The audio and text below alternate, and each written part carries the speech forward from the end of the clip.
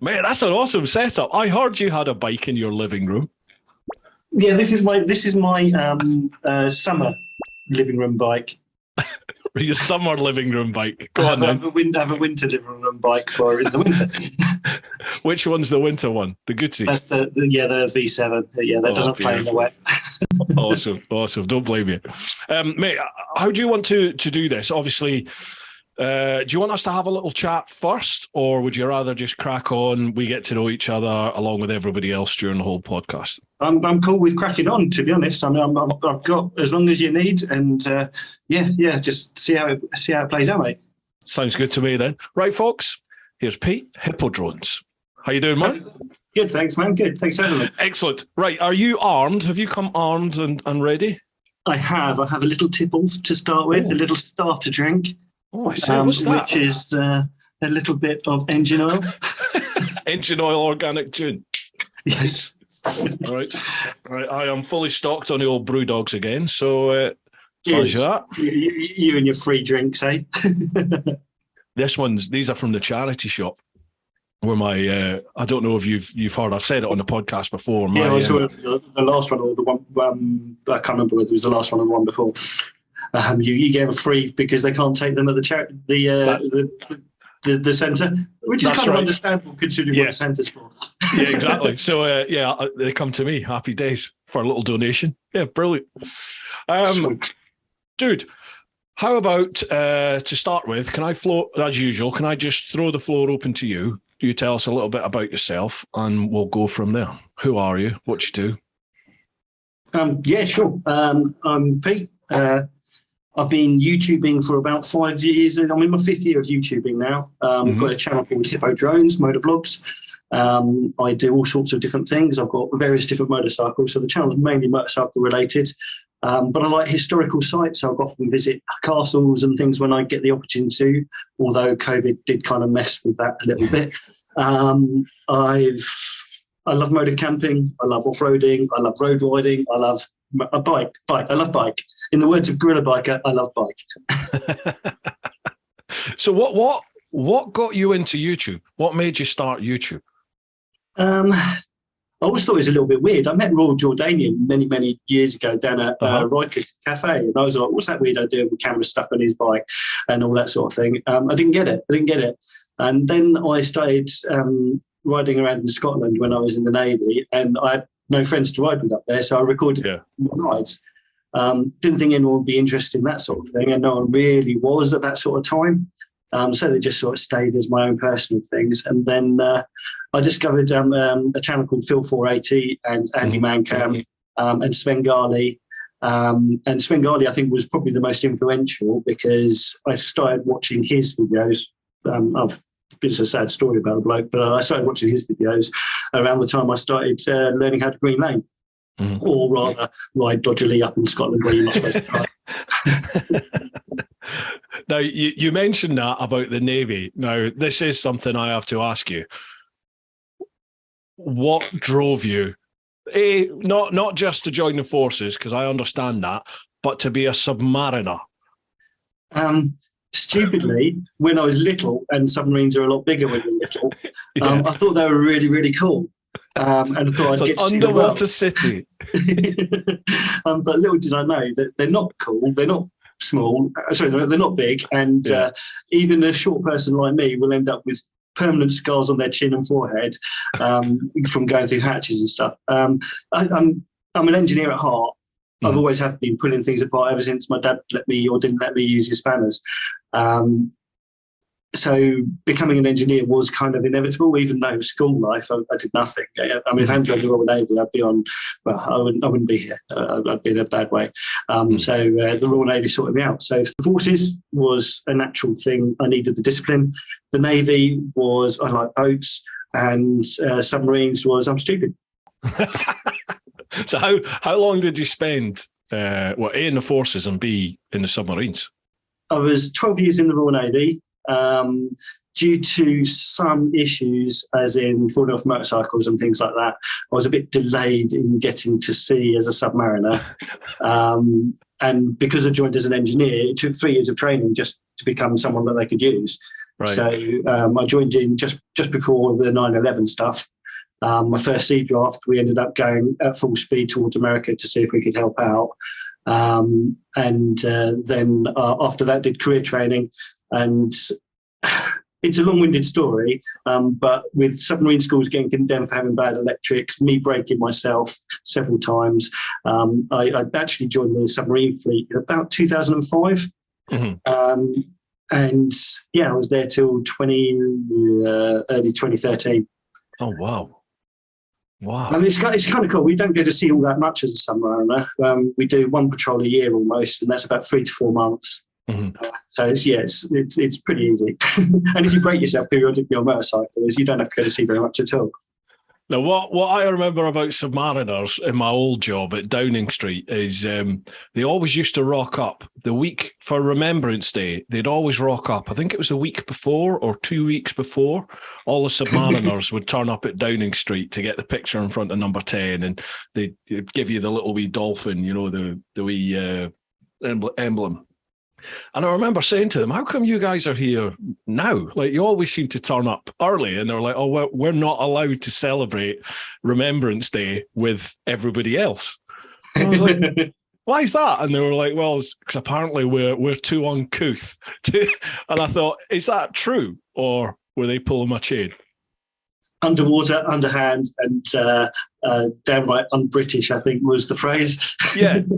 Are they regarded as pirates or something like that? Well, we still have the Jolly Roger. Actually, we still have Jolly Roger. We're the only ships in the Royal Navy to fly the Jolly Roger. We fly that. It's a battle ensign. It's what we bring when we've come back from a conflict. So obviously it's not a celebration sort of thing, although it kind of is. But yeah, that's like a tradition that we still use the Jolly Roger. That's pretty cool. That is pretty cool. Although I was on the nuclear deterrent submarine, so we didn't come back from battle because there'd be nothing to come back from if we did that. Oh God, yeah. It's fairly topical at the moment, isn't it? Yeah, pretty scary stuff. Isn't it just? Well, let's not get into that. Okay, so after the Navy, where did life take you? What did you do? I work at an airport now, health and safety based, which is odd because the health and safety. But yeah, I love it. I've been there since I left the Navy, and it's brilliant. It's 5 miles down the road from me, which was the reason I left the Navy. Was I was sick of being away from home. So it's perfect for me. I love it. But yeah, it's not really a path that kind of coincides with my out of work activities, really. I learned to skydive when 2016 or something like that. Really?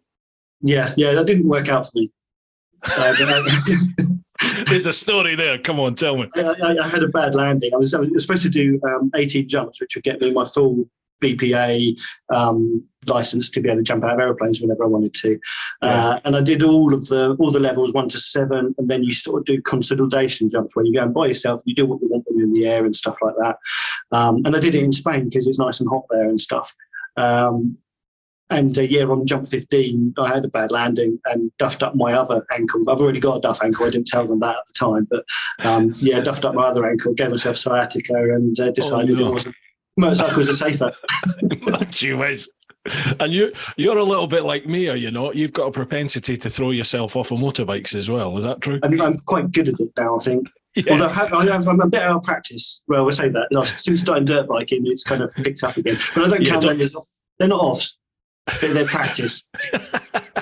So, do you know Simon Weir that does all the bike routes and all that sort of stuff? He has a saying. Apparently, it's a saying amongst the journalists. It's not you've not had an off. You've not had a crash unless there's metal work and stitching involved. Then it's a crash.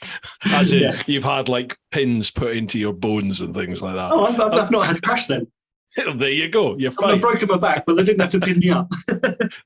He took a tour with me a couple of weeks ago up to Scotland. And one night he was wearing, I think it was the first night when I met him. I met him at the Buccleuch Arms in Moffat. And he was wearing shorts. And I was like, what the fuck is wrong with your legs? Like, he had all these bumps and things sticking out of his legs.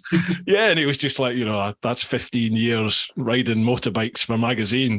This was this crash, and that was that launch, and this was that review. I guess you kind of expected when you're a journo to kind of put a bit of extra effort into the riding. Yeah, especially back in the day, of the good old days when you could. Yeah, definitely. I'm very aware that there's a distinct difference between what we do pissing about on YouTube and what the actual pucker proper journalists do. Yeah, they really push it. If I crash, it's because I'm bloody incompetent. If they crash, I think it works for them too, like that. Yeah, it's a mixture of yeah. So they've got insurance. That's right. Yeah, I had Fish round here, John, Mr. Fish. He was round here today for a coffee and a catch up. Yeah, so he said to say hello. Hey, and, I've just been editing a video from a ride with him the other day, actually. Yeah, he said he's been out with you quite a bit. Nice one. Yeah, I need to come and do some off roading with you. Mm. If you take me under your wing. Yeah, absolutely. I mean, you can even borrow a bike. Well, you're on. Moto Guzzi? No, that one doesn't play that. What's that one you've got in the background then? What one is that this summer? This one here is my Beta 390RR. It's a four-stroke enduro bike. I've had it lowered to make it fit me a little bit better. So actually, that one's more manageable for me than my adventure bike. Is it? Yeah, I mean, well, one, because the power is a little bit more manageable, but because it's like this wide, and because it's low, I've had it lowered 2 inches and stuff like that. I can easily get my feet down on that. Whereas on my adventure bike, I'm on tippy toes, even if it's just it's about that much too tall for me, my adventure bike. Now, you're fairly handy off-road, are you not? You play it down a lot, but I mean, I've seen pictures of you like up. I used one of the pictures, I think, for this. And to be honest, that was when I didn't know any better. Was that death and glory days? That was literally the first time I'd ever been off-roading, and it was taken about 12 years ago or something like that. Right. I was drunk. And my friends were talking to me about going on a Yamaha off-road experience at Golden Bomb, which is down locally to us, a motocross track locally to us. And I was like, yeah, I'm not interested. I like road bikes. I like going fast. I like grip and all that sort of stuff. And I got down there with a really baggy head. I mean, I was really not in the mood for a bright sunlight and all that sort of thing. And I saw these little Yamaha off-road bikes. And I was like, oh my God, they're the coolest things I've ever seen in my life. And I paid 180 quid or whatever it was, and I took part. And the first part of the morning was horrific because I had a hangover from hell. But by the end of the day, I was jumping 2 meters up in the air on the tabletops and stuff like that. And I was like, This is amazing. But I just didn't know that was not what you should be doing the first time you're riding a dirt bike, which is why it worked out for me. Had I known, I'd have died. And do you still do that now? I've never done anything that high since. I have been back to Golden Barn. I bought on the back of that off-road day. I went out 2 weeks later and bought myself a brand new KTM 250 4-stroke off-road bike. And it wasn't the right bike for me. I never really got on with it, but I did a few sort of motocross practice days and stuff like that. I actually took part in a couple of enduros unsuccessfully as well.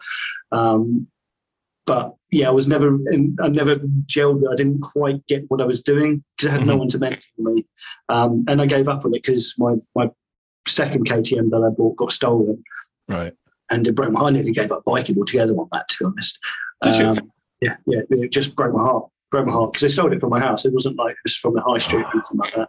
Yeah. Hence why this one's in the house. Yeah, I understand that. It's still rife a wee bit at the moment. Sorry to interrupt there, but it's still quite rife, isn't it? I've had quite a few people in the last week contacting me from all over the country. Like either they've had a bike nicked or somebody they know has had a bike nicked, just asking to share it and stuff. There's loads going on at the moment. It's horrible. Anyway. When the closer you are to London, I think the worse it kind of gets. Although I think Edinburgh's the capital for it at the moment. It is, yeah. I was up there recently and they were saying that. Like, it's ridiculous, as in like every hour or something there's a bike being nicked. It's like a pandemic. It makes you wonder if there's something that maybe the government, local mayors and stuff could do. Yeah, but I don't know what they could do though. Like I don't. But they can't afford to put more police on the beat, can they? So that's not something you could expect. No. But they just need to start bringing back chopping hands off and stuff like that for theft, don't they? Do you know what? I've had this discussion with so many people over the last 12 months, and that there just doesn't seem to be any consequence for people's actions anymore. Whether that's people being chopsy in comments on social media, there's no repercussion. That's why people are so vile at times, because nothing's ever going to happen. Through to like just traditional antisocial street crime, just kids shouting, or not even kids, people swearing and acting up out in the street in front of people, nicking stuff, damaging stuff. There's just no repercussions for people anymore. I remember being an absolute dickhead when I was a lad, and always getting in bother with the local bobby, not like proper bother, but like clip round the ear type thing. And that was good. We had a local bobby who his father and his grandfather and all that were all bobbies, and he actually used to wear his grandfather's cape, like the old cape thing. Stuff when he was out on the beat. He was loaded. He'd inherited loads of money somehow or whatever, and he just wanted to be a policeman. And he was a really good one, because he'd go around and give you a kick around the ear when you'd done something stupid, and you'd respect him, and you'd not give him any lip because you realise he was a good one. And there was just like a harmony. It's like when you did something stupid, you expected a repercussion, so you generally didn't do something too stupid. Aye. Now, and when you got taken back to your mum and dad's or whoever it was that was looking after you, be by your ear. They'd give you a clip round the ear as well, wouldn't they? And it's just like now, I know from first-hand experience. I remember nicking a young kid, 14-odd-year-old kid, and he had a big old knife on him. Jeez. So he got nicked, and I think I had to go around his house or something. We couldn't contact his mum, so I had to physically go around there and tell her what had happened. And when I got round there, she just point blank refused to believe that he had a knife on him, and I must have planted it. It's our good little lad, and you're like, this wee lad had loads of previous, and you're like, Jesus, there's just. How do you win with this? Do you know what I mean? It's like I guess there's so much. People, it's generations have allowed it to happen, and that is everyone else's fault apart from their own. I mean, again, it's going into nuclear war, isn't it? We're getting on that sort of political subject of there's no answer because you'll upset someone somewhere on the line with whatever you say. Absolutely. So we'll draw a discreet veil. What's that? I like your T-shirt there, Bruce. Oh, MC, yeah. There we are. There, yeah. I had Sam. Sam came away to Scotland with me, actually. He was away on tour with us in Scotland the other week. Yeah. It's great. It's a nice little shaft, isn't it? Yeah, it's brilliant. It's brilliant.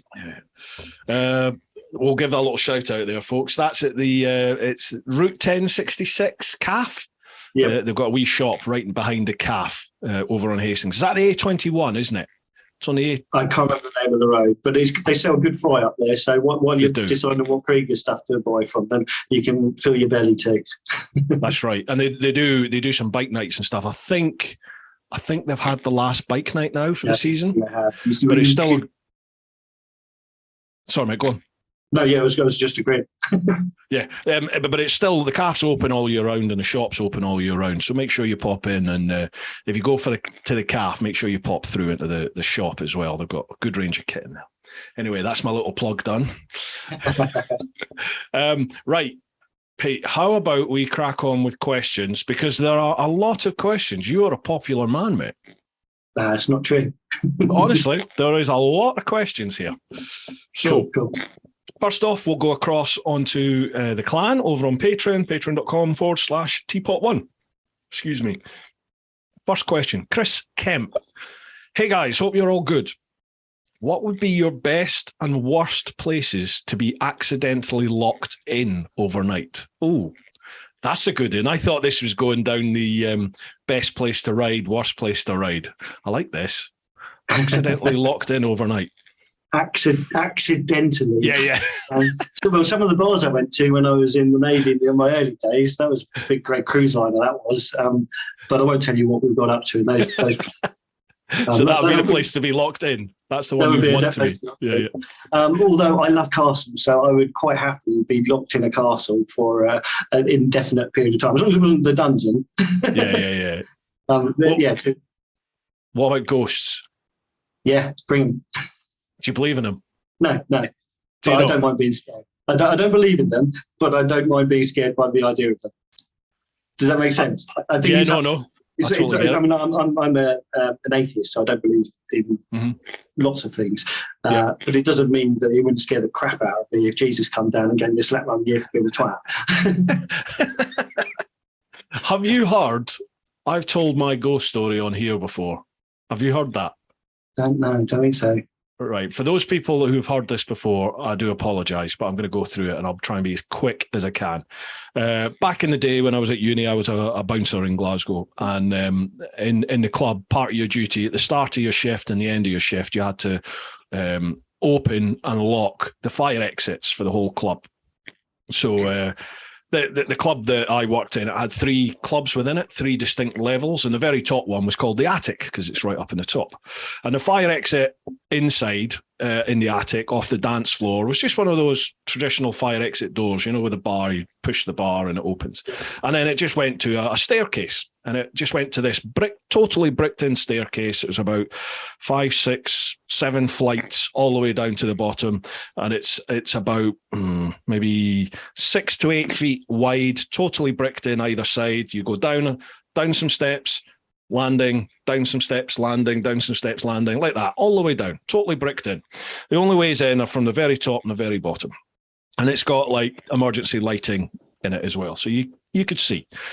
So I've started my shift. I've gone up there and I've booted open the fire exit from inside the club, and I'm walking down the stairs. I've probably gone down 2 or 3 flights, and these 2 guys just came towards me. Like as I'm coming down, they sort of came along the landing and started to walk up the stairs. And they were wearing like the Untouchables, 1930s gangster type clothing, big long trench coats with the hats like that.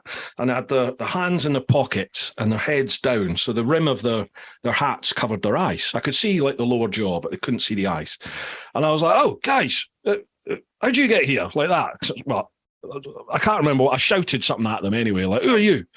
And they started to look up. And then one of my mates from up above, I think it was my mate Andy Kearney, he was like, big man, you all right? So I turned round. I was like, Andy, get down here. There's 2 geezers. So he's come running. I've turned round. They've gone. So my mate came running down to me, and I was like, we must have left the fire exit open. There's 2 geezers here. So we ran all the way down the stairs. We get to the bottom, and it's still chained shut. The padlock, the fire exit is still like chained shut with a length of 4x2 across it, with a big chain and a padlock on it. So he's looking at me like I'm a nutter, and I was like, there were 2 guys there. So we've unchained it, opened out onto the car park, had a look around, obviously nothing, thought nothing else of it. Later on in the night, we're on the door, and one of the managers is down with us, and Andy goes to the manager. He says, oh, you might want to watch the big man tonight. I think he's been smoking something. So we told him the story, and the manager just went, oh, yeah, those 2, yeah, the cleaners see them all the time. And we were like, whoa, what do you mean? And he was like, yeah, the place is full of it. There's the cleaners say they see all sorts in here.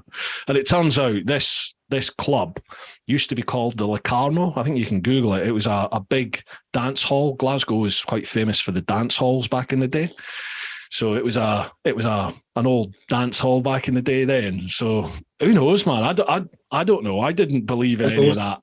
I didn't believe in any of that, but I saw 2 guys plain as day. They weren't floating. They weren't see-through. It was 2 guys, and then they just disappeared. So magic. I don't know. That's awesome. Yeah. Glasgow is one of those places that there's always a slightly dodgy feel to the place in the dusk hours and stuff, isn't there? There's a lot of history in Glasgow. But yeah, exactly. A lot of history and stuff with the Razor gangs and all that sort of stuff. It's fascinating. It is fascinating. So, like, to have a spooky experience from that sort of era is probably the only kind of spooky experience you're going to get in Glasgow, isn't it? Well, you just, I don't know. If you go further back in time, there's all sorts of awfulness has happened, isn't there?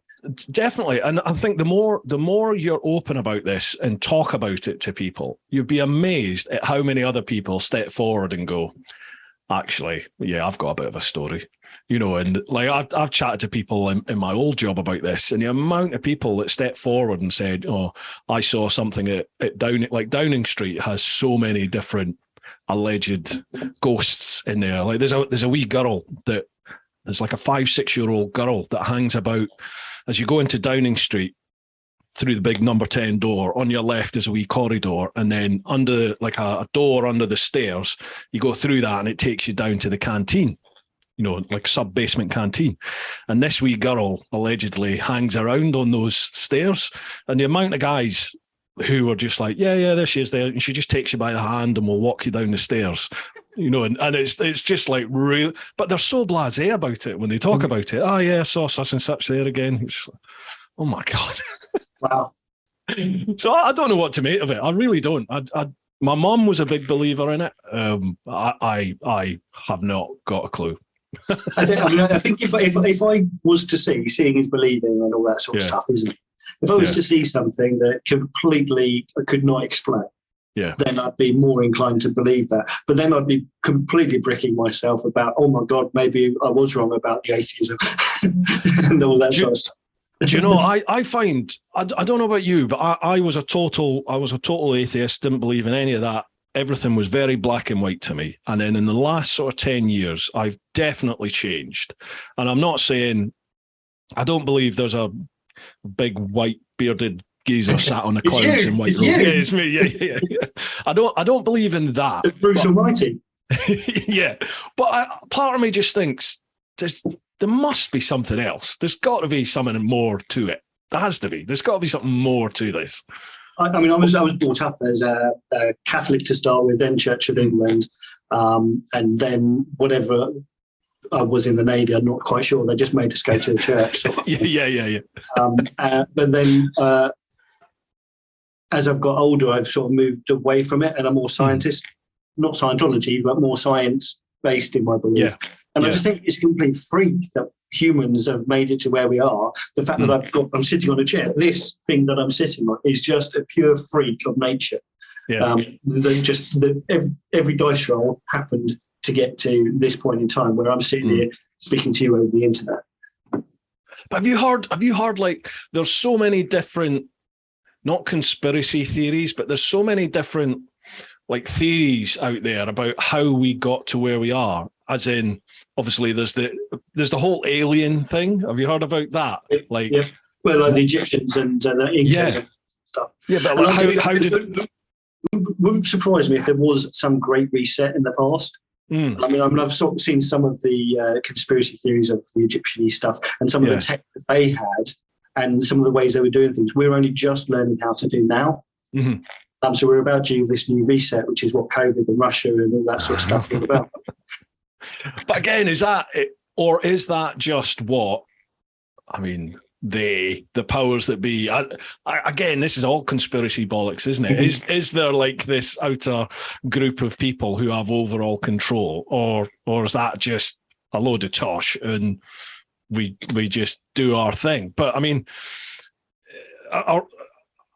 we never get fed the truth. I know that for sure. You're never fed the truth. Or if it looks like you might be getting fed the truth, someone else comes in and sort of swerves you away from it, doesn't it? The only truth you get is to distract you from the bigger truth they don't want you to hear. It feels like that. But I don't want to be one of those blooming tinfoil hat wearing conspiracy exactly. I'm absolutely 100% with you. I hate all that. But actually, the more I think about things and the more news I watch. I mean, I got rid of my telly years ago. I don't do media at all other than through YouTube and social media and stuff. I'm the same. I don't either. When I'm at work, I put the telly on for an hour a day at most and watch the news on that, just because current affairs with Ukraine and all that sort of. I mean, I'm concerned about that, so I don't mind watching that. But I don't care who the Prime Minister is. I don't care what's going on in London or even in Crawley where I live, because I can't change it. If I can change it, tell me about it. Let me know what I can do to fight that. If I don't like it, support it if I do like it. Yeah. But if it's stuff I have no say over, just let me go and ride a bike. See, I used to think like that, and then I came round to when I was in the old bill, I came to the sort of line of thought of, well, you know, I've got a responsibility. I've got a personal responsibility to have my say and to challenge what I don't think is right. Well, ultimately, that was my whole job. Was, you know, I mean, you had a duty to do that.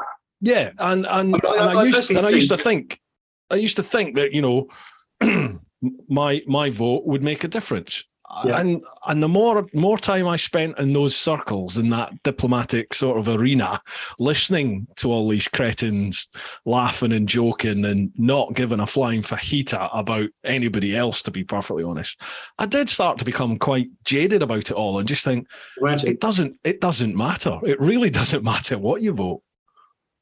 Like when we did that referendum that we're not allowed to talk about because it makes everyone go 50% murder, 50% joy. I was lucky because I had my old landlord's proxy vote, and he voted in the opposite direction as me. So I voted in and out.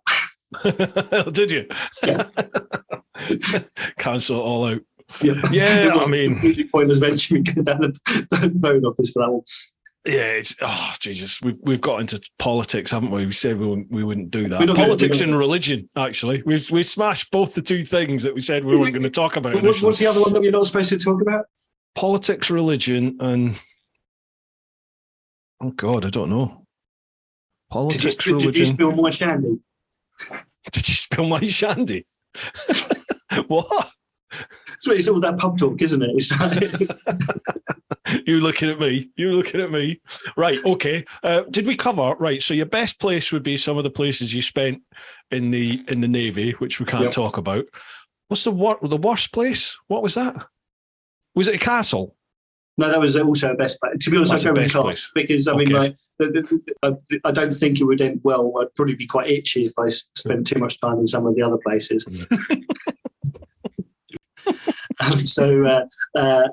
The castles for the best place. Castles for the best place, and for the worst place,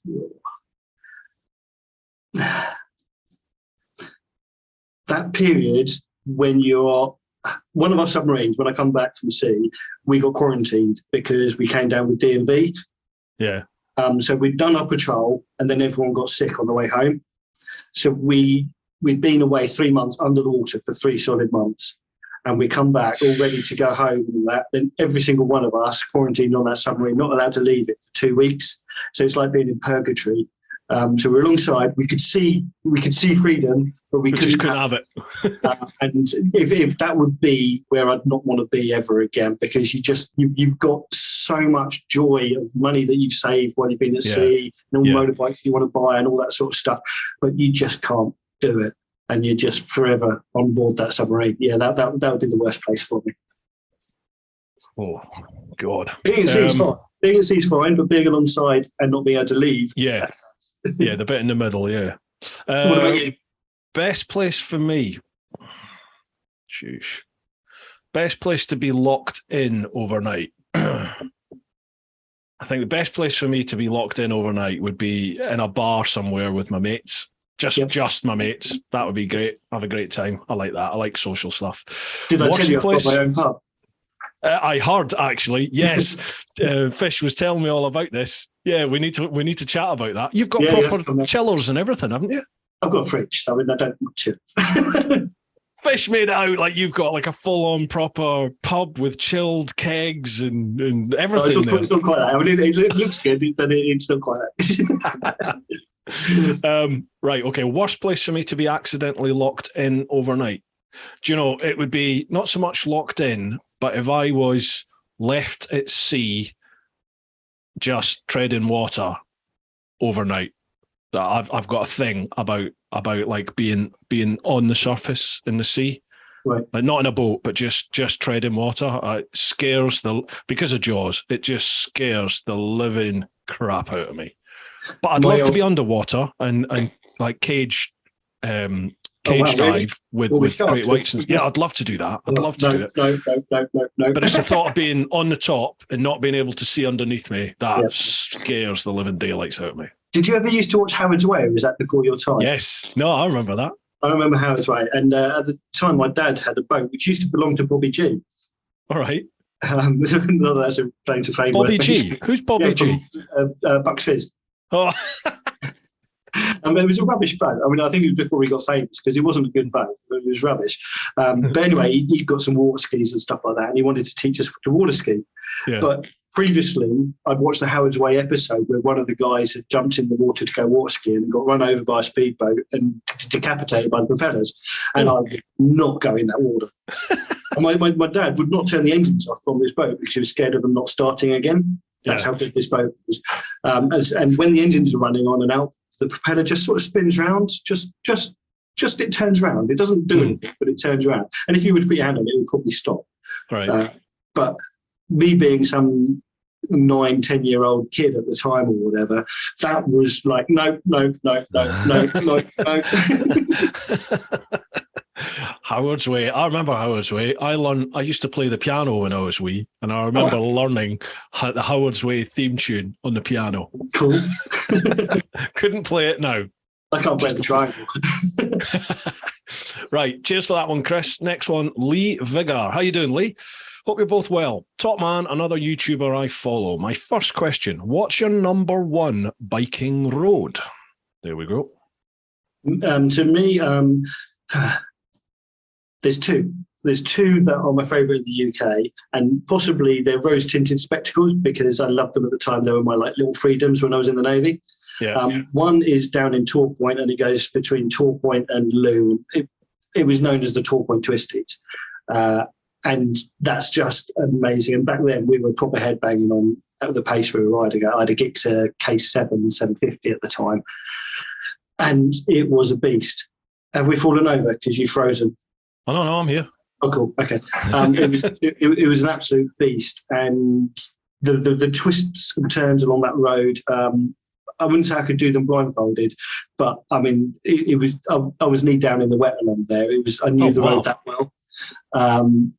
Then my other escape to freedom was up in Faz Lane, Helensburgh area.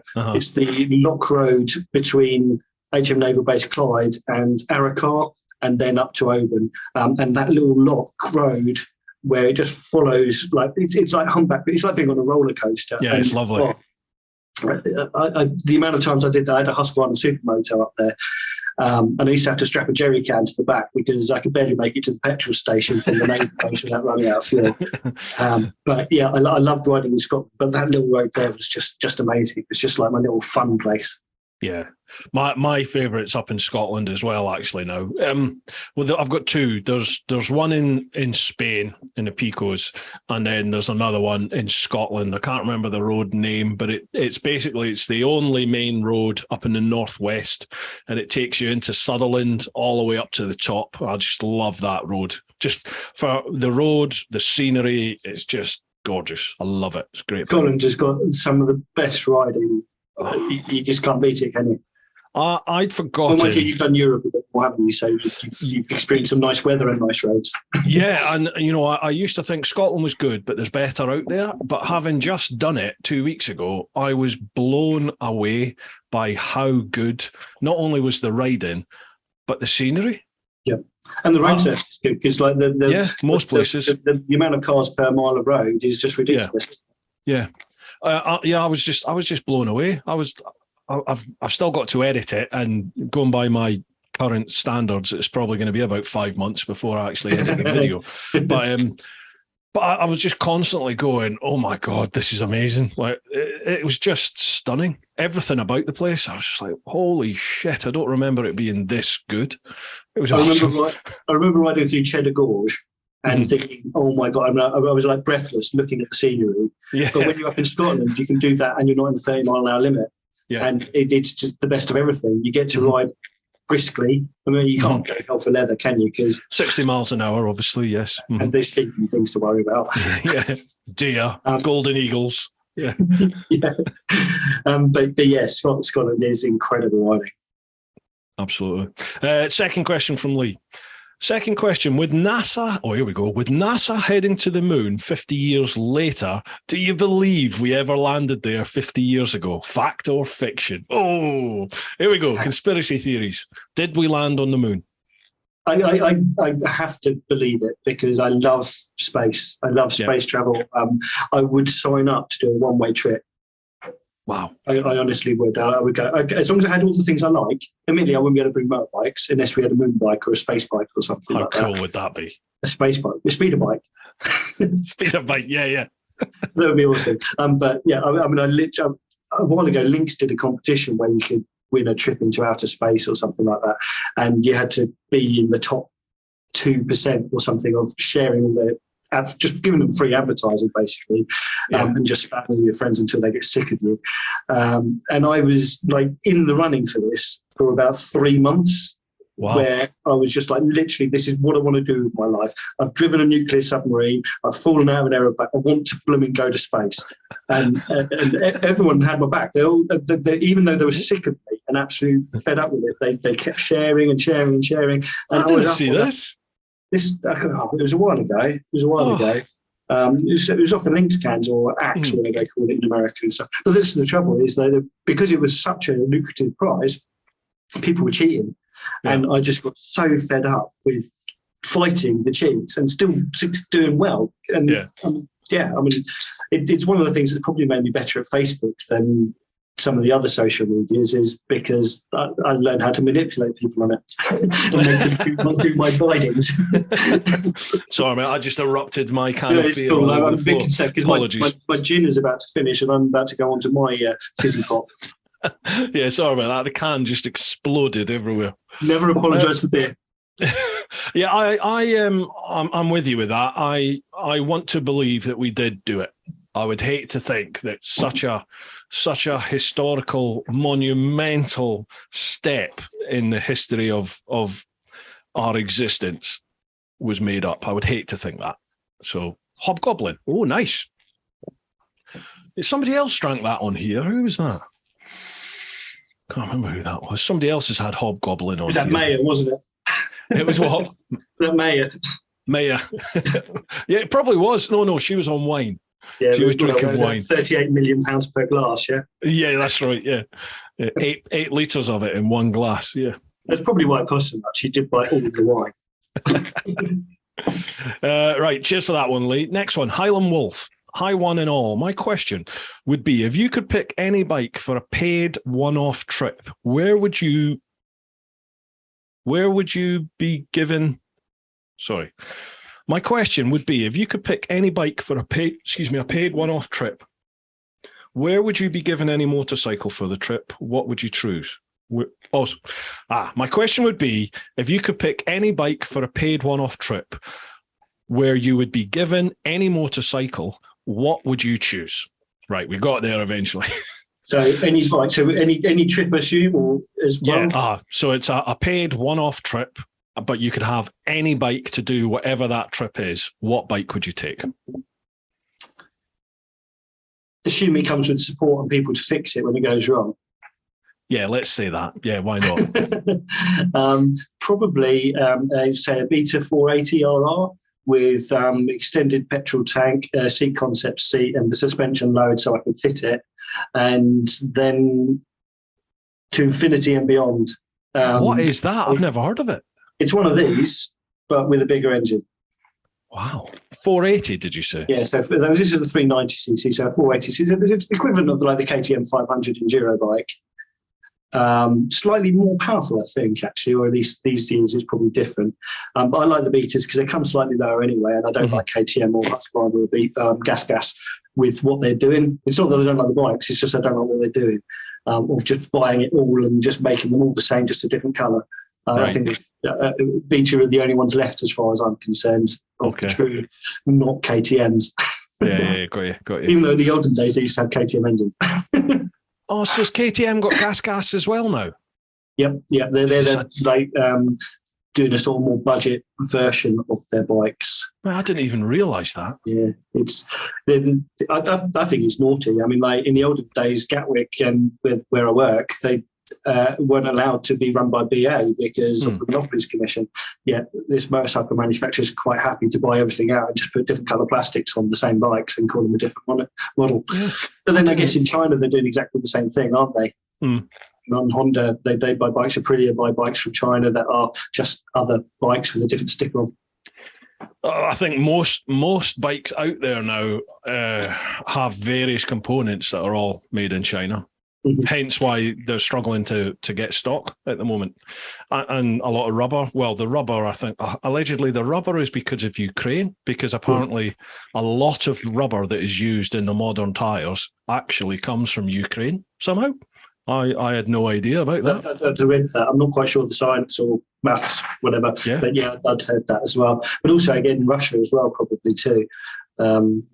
Because we're boycotting them when we're not able to buy the things from them that we used to buy. Yeah. I mean, I don't know what we bought from Russia, to be honest, apart from their gas. I don't really know what components we bought from them. But then I didn't realize a lot of our food and a lot of our rubber comes from Ukraine. I had no idea about that. Yeah. Okay. What bike would I take? Well, it'd all depend on where the trip was, wouldn't it? It would be your ideal trip, wouldn't it? Okay. What would be my ideal trip? Do you know, I'd love to just hit the road again. I've got real. But maybe not on an electric bike. Do you know what? I would. Would you really do that trip again? Yeah, I would. Yeah, it was hard. It was really hard. Would you have a trailer with like a pod that you could just sleep in? No. This is going to be debriefed. Alec from English Electric is coming back on the podcast in a couple of weeks, and we're going to debrief that whole trip because there were a lot of. Yeah. There was a lot of interest in it, and there were a lot of negative comments on there, and a lot of people rubbing their hands because, I told you they were shit. And I've got to say, they're not shit. It's just the infrastructure absolutely was there. Yeah. You know, I was amazed at how many charging stations there actually are all over the country, all over England, Scotland, and Wales. There's charging points almost everywhere, but they're in weird places. You know, a lot of them. I was just following like the various apps that Google Maps basically will tell you where there's a charging point. And I was just following that and thinking, there's not a chance there's going to be a charger here. And you go around the corner, down a little lane, and bang, there's some chargers. And you're just like, why are they here? But there's nothing there when you get there. So if you're in a car, fair enough, you can sit in your car. Yeah, but on a bike, you're stranded. Absolutely. So you're sat in the rain, you're sat in the cold, or you're sat on the bike. There's no toilets. There's nothing around you. I get out of hours, all the biker cafes and stuff like that are still going to be shut. It's going to be a thing that it is. But they really need to. I mean, like Conqueror's Apparel, or 1066, they've got an EV charge point there. I don't know if it works. Yeah, they do have one. Yeah, it works. And this is what every single biker cafe needs to start doing. Get one to start with until it starts having a bike on it all the time. Then get a second one and a third one. Because by 2035, all the people, or 2030, isn't it now for bikes? I think it's 35 for bikes, 30 for cars, isn't it? Is that right? It's 30 for 125s and equivalents, isn't it? Okay. They're outlawing them sooner.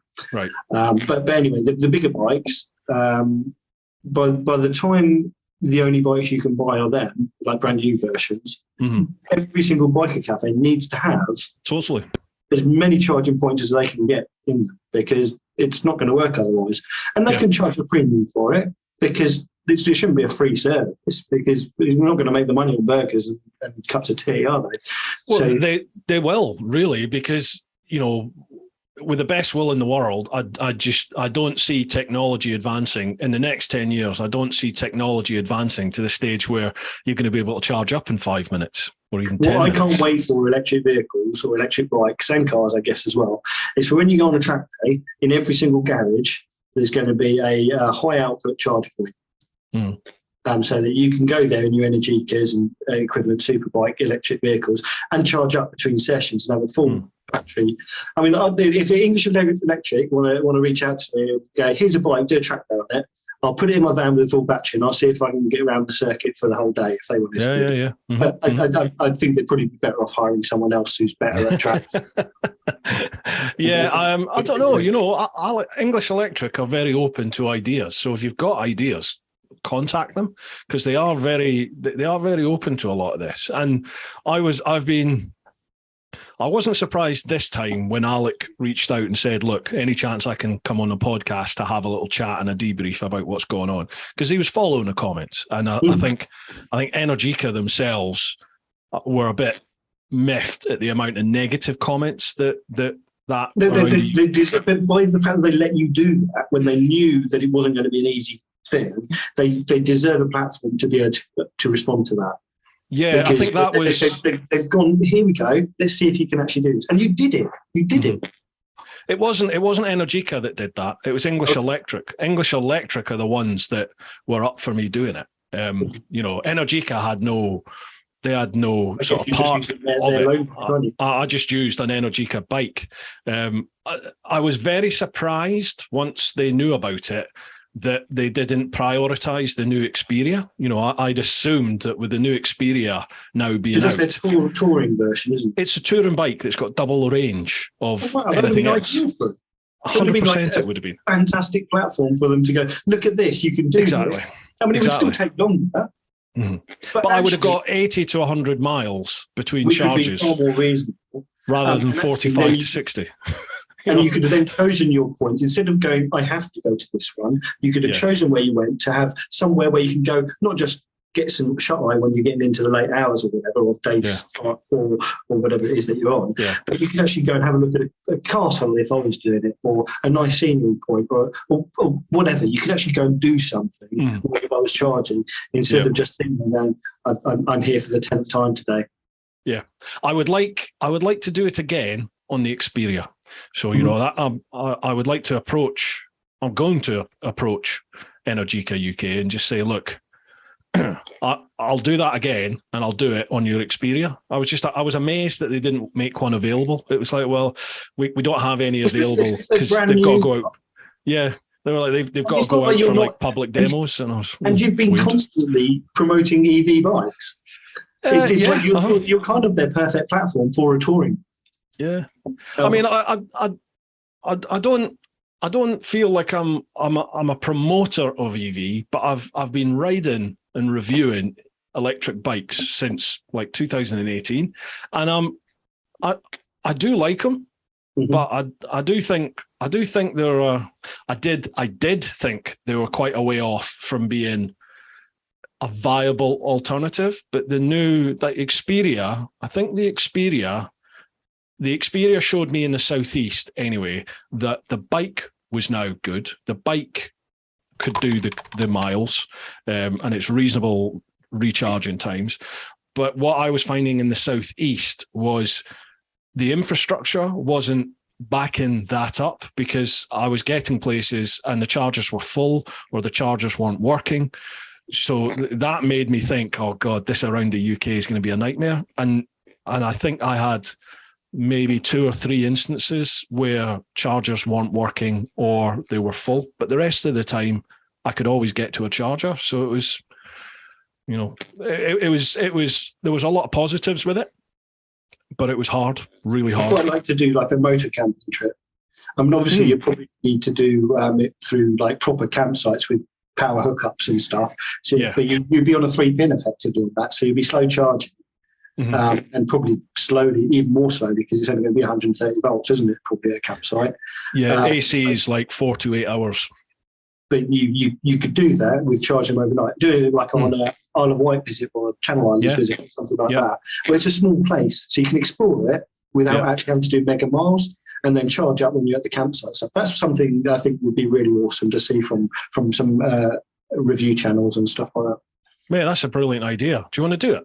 I'd love to do it, but I don't think I'm big enough to loan bikes and stuff like that. What about come and do it with me? We'll do an Isle of Wight trip, camping trip. I'm definitely up for the Isle of Wight again. On 2 electric bikes. Do you fancy that? Yeah, why not? Yeah. I think that's a great idea. Yeah, I think that's a cracking idea, mate. I know the perfect campsite. Right. What, has it got a hookup? It's got of course it will. It's got beautiful views. And if the Isle of Wight TT ever happens, it's right on the end of the 200-mile-an-hour start-finish straight. Do you think that's going to happen? I want it to. I really do. I do, but I just don't know. It's not. It won't happen. The Isle of Wight locals won't let it happen. All these people with these fantastic ideas and best intentions, they're not doing it, I don't believe, to rip anyone off. But having good intentions and a desire doesn't make things happen. Yeah. You've got to get the locals on side. And from what I've seen, the locals just don't want to know, even though it could potentially extend their holiday season, which is what the Isle of Wight makes its money on, for another 2 months. Yeah. You saw with this year's TT, didn't you, that the negative press that is associated when sadly people lose their lives, which they're going to do when you're doing road racing. There's going to be accidents, and generally you're going to at least have one fatality, sadly. But that's part and parcel of it, isn't it? It's the guys and girls, they know the risk. Look at Booty from 44 Teeth. Absolutely. Yeah. I mean, like, horrific what's happened to him, and everyone. I don't know anyone that's got a bad word to say about the guy, and even if they did, they'd not have a bad word to say about him now, because you love these people. They're our heroes. They're gladiators. They go out, they risk everything to give us a thrill, watching on telly and stuff like that. So I love them to pieces. I mean, I'm not like a complete racing fan of what have you. I love watching the pretty bikes. That's my extent of my knowledge. It's like I love going to the World Superbikes, pretty superbikes and stuff like that. But I ain't got a clue who it is. I just like looking at I'm the same. I'm the same. And I'll quite happily spend £700 to watch it. Yeah, I'm the same. I love the atmosphere at racing, and even road racing. I don't know much about it. I've never been to the TT. It's on my bucket list. It's an amazing thing to witness firsthand and just be a part of that whole scene for that.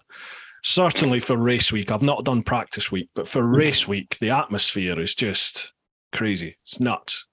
It's like everybody's nervous, but at the same time, everyone's like, holy shit, this is amazing. And when the bikes come by you, if you don't smile or grin when one of these bikes come by, you must be dead. You've got to be dead on the inside. You have to be. It's awesome. Right, okay, so we're going to do Isle of Wight electric, yeah? Okay, right. I'll probably speak with Alec next week, actually. So, cool. Right, that's a good idea. Right, you're on. Let's do it. Sweet, yeah. I'm excited. Road trip. Absolutely. It's extra camping for me. I'm well up for it. Right, next one. Cheers for that, Wolf. Next one, Charlie Callard. How you doing, Charlie? Evening all. Hope you're all both fit and well. 1 out of 2 ain't bad. So a couple of questions from me. Question 1.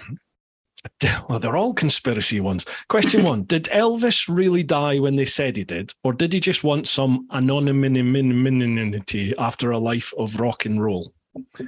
I think he's carked it. I think he's dead.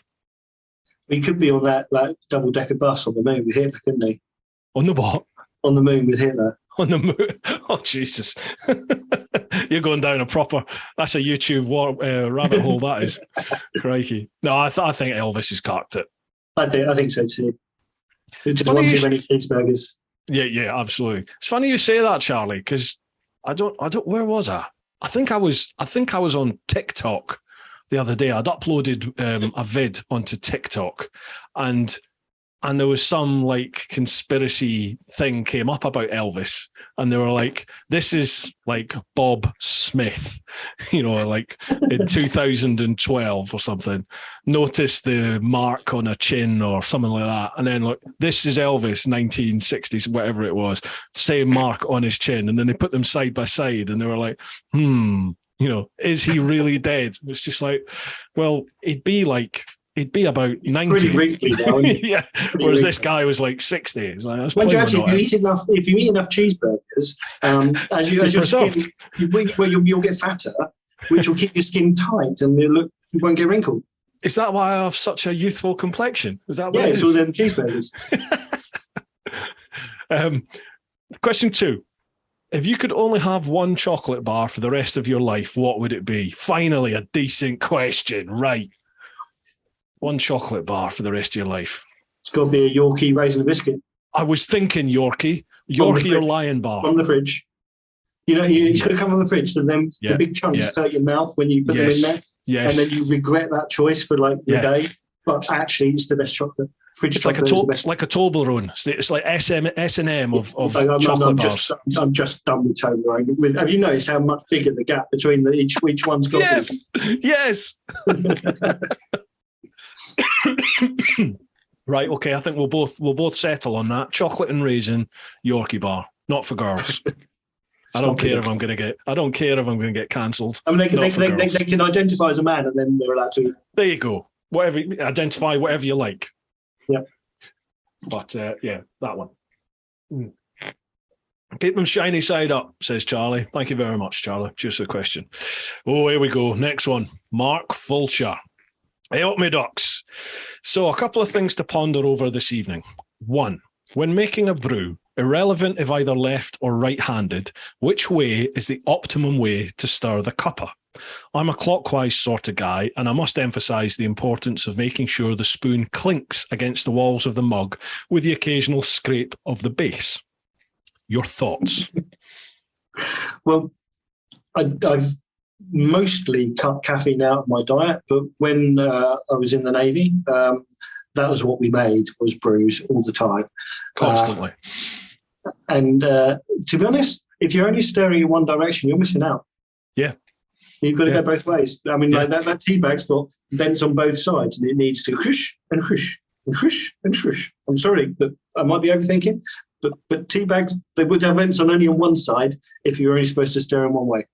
Are you a milk first or second guy? I actually take joy in putting milk in second to people who like milk first. You're a freak. I just like annoying people. And have you ever tried? Now, who was it? Man Cave that told me about this. Man Cave Makings. What you do there, Gus was saying, you put milk, a little splash of milk in the bottom of the cup, then you add the water and fill that up so the mug is full, the level that you want, and then you put the tea bag on the top and leave it. That's just crazy. And you leave it for about 5 minutes. I mean, I can see what will happen there because you're going to get convection. Well, actually, no, because they're putting the milk underneath and the milk's cold. Honestly, milk will stay at the bottom. You just let the tea bag sit on the top, and it absorbs some water. I have to say that he's got too much time on his hands if he's willing to wait 5 minutes for his tea to brew. I mean, the whole point of stirring it is to get that thing ready to go, isn't it? Yeah, that's not a proper cup of tea, though. That, Pete, that's not a good cup of tea. If you can't rush a cup of tea. If you make a cup of tea in a kettle, in a pot, in a teapot, you've got to let it stew. You've got to let it stew for at least 3 minutes. And I do the same with a cuppa. I let the tea bag stew. So it comes out and it's like varnished. It looks like it's from Essex when I've finished with it. Brilliant. Orange face. Yes, big lips. Yeah. That's how a cup of tea should look.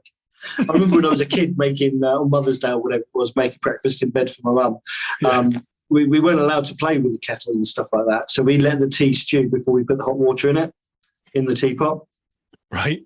So obviously that saved time, didn't it? My mum really enjoyed that cup of tea. Yeah, I bet she did. It's just like pissy water. What is this? I'm with you on that. I definitely stir all sorts of directions, especially if there's been sugar added. I give it a damn good stir in all directions.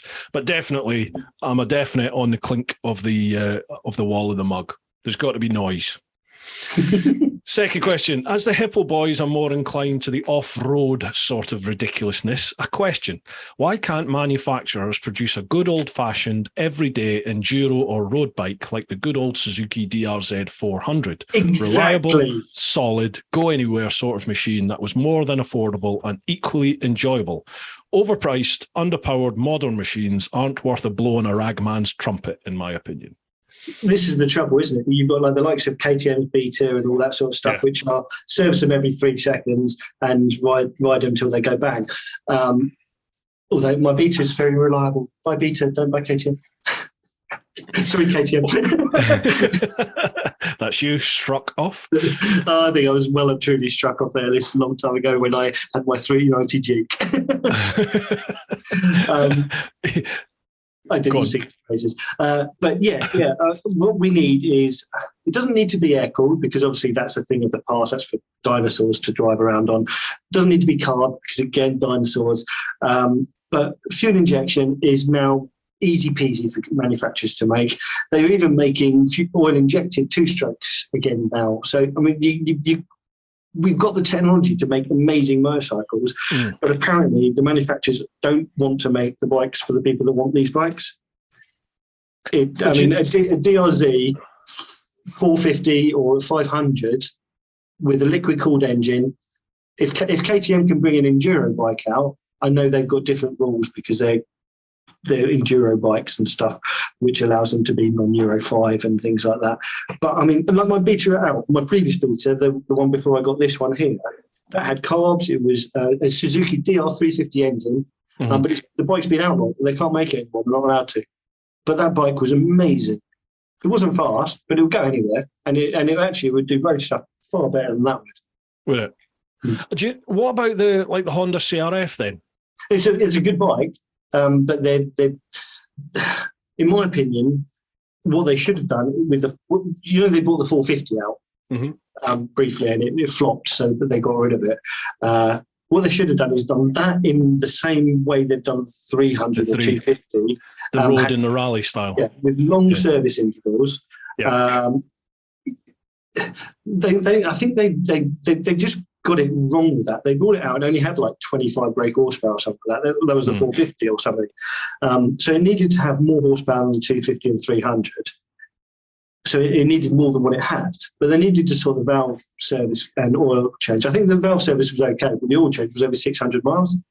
Is it? And yeah. On the 450. Was it? Sorry? Yeah. Yeah. So you basically, you're servicing it once a month if you ride it as a daily. And that's providing you've only got a short commute. Yeah. Don't get me wrong. I mean, my CB100 that I've got, I have to do an oil change on that every 1,500 miles, and that's not even an off-road bike. That's just a commuter bike. But it's 40 years old. But do you not think that? I mean, it certainly seems to me there are a lot more people turning to the likes of the Honda CRF 300 now. There's a lot of people getting themselves. It's because they've got nowhere else to go. Yeah, just for green laning, just for going off-road. The trouble is maybe the bike manufacturers are seeing the death of green laning, certainly in the UK, because before, I mean, every opportunity they get, they're trying to take lanes away from us. Because down here, though. Well, down yeah, here they are. Scotland, they don't have any. You can't off-road in Scotland legally. I mean, you can, but you've got to prepare to face the wrath if you get caught. Yeah.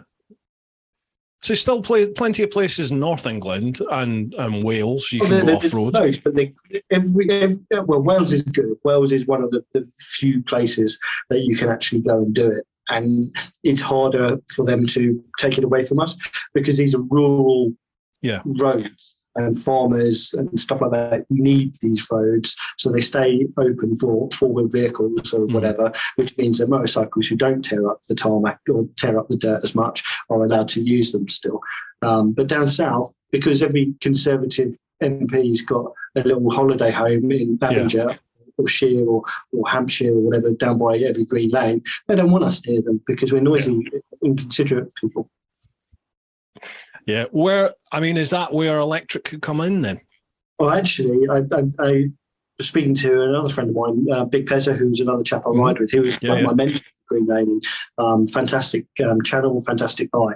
But I think it was him I was speaking to. And it was like saying, the horse riders don't want us on electric vehicles because then they can't hear us. Yeah. So we'll come around a corner, all of a sudden, and their horse, they've not prepped their horse for the noisy thing that's coming. So they'll be startled. Yeah, and that's going to see so many accidents, and that will, I think, be the deathbed for green laning, at least down this way for us. Because I know a few. That's an argument that has been put forward by electric, is that it would be a pro for people. I think here in the UK. It's fine. But then they've got to make sure they've got a horn so you can alert people. You need one of those comedy clown horns, don't you, for it? So you're not offensive or upsetting. Yeah. Something like that. But yeah, I mean, we're seeing it more and more on the trails where, like, the electric mountain bikes.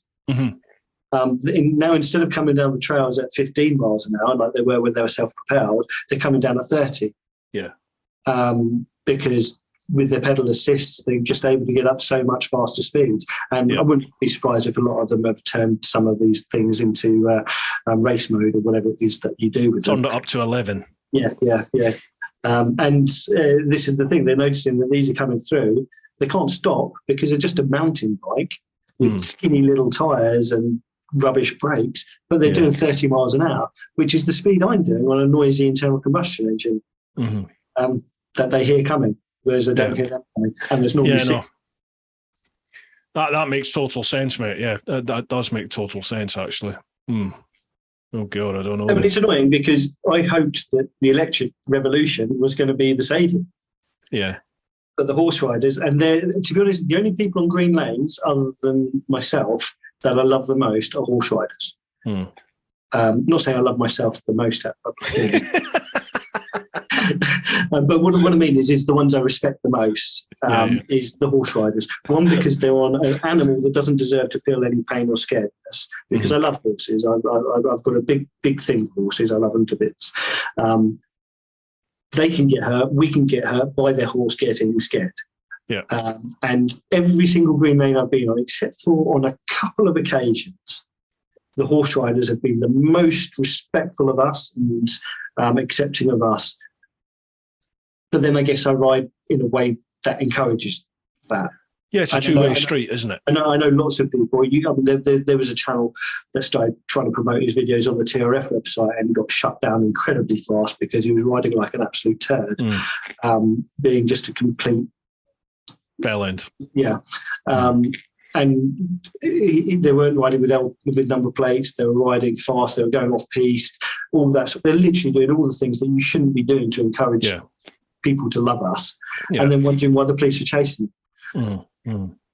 You're always going to get throbbers, aren't you? And unfortunately, it's the throbbers that are going to spoil it for everybody.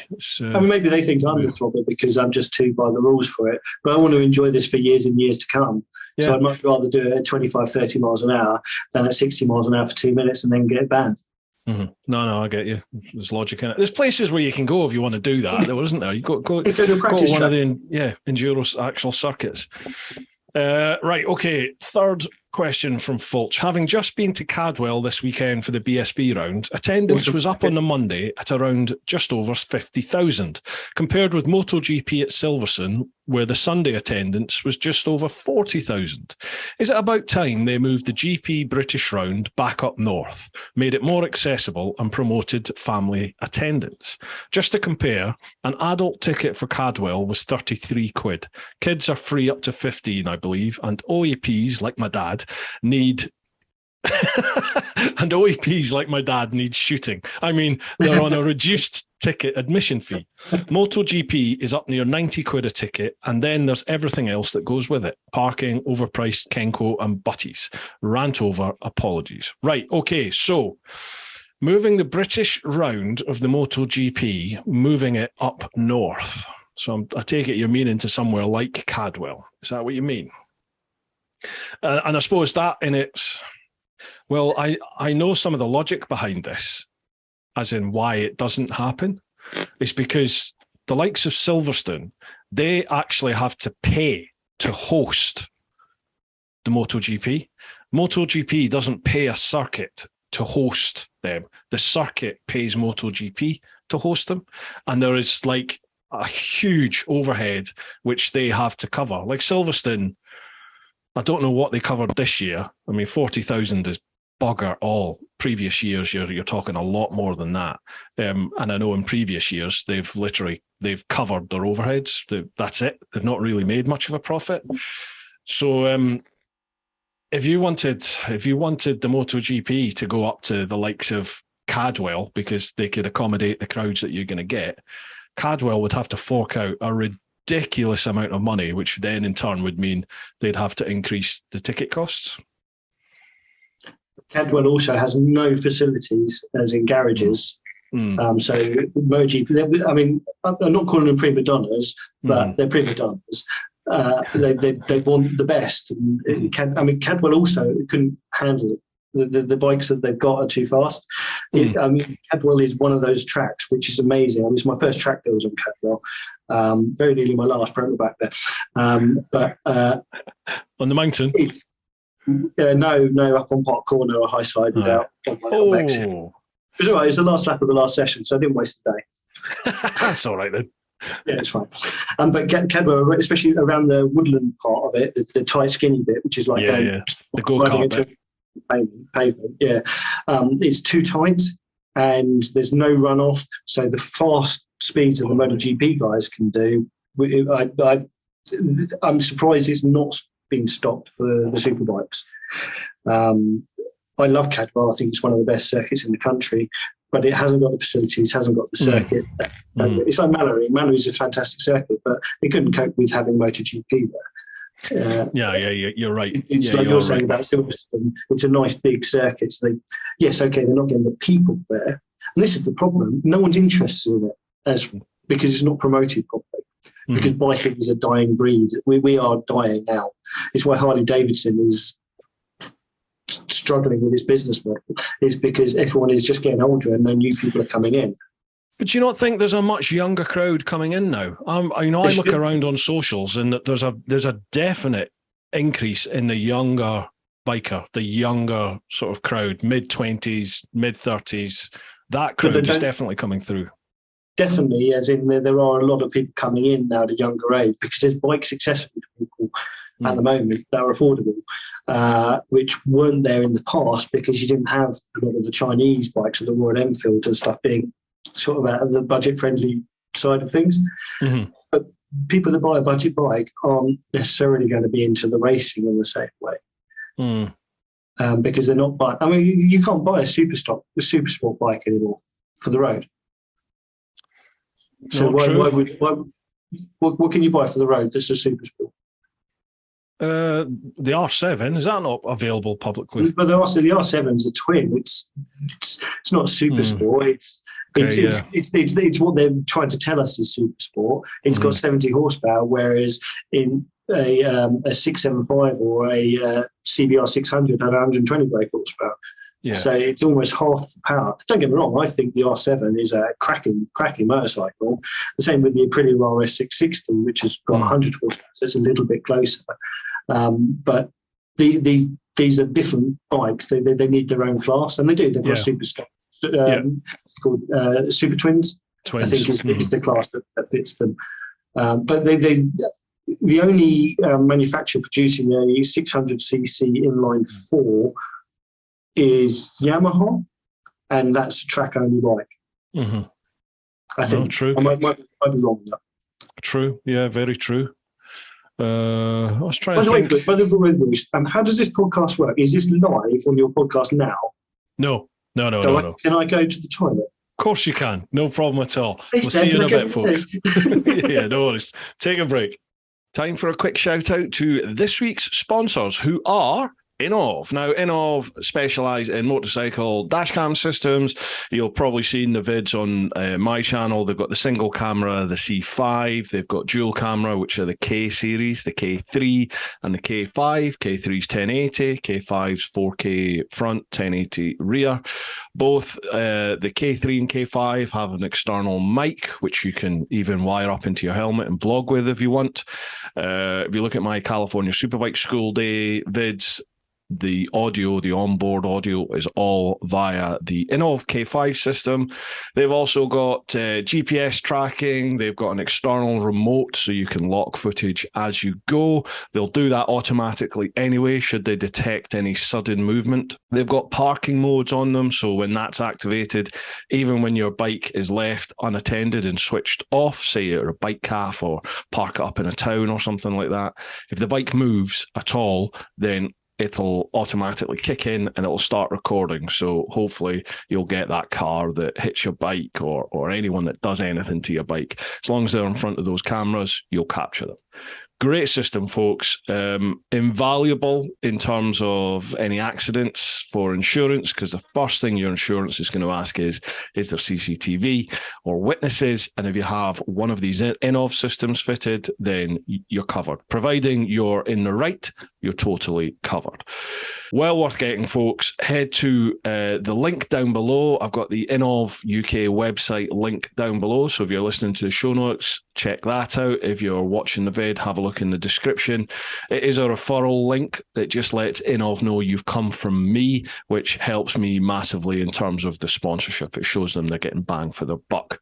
If you use the code TEAPOT, TEAPOT, then you'll get, I think it's 5% off any of the Inov cameras. And if you use the link to the Techologic website, they're the one that do like the DC1 and XV1 helmet cameras.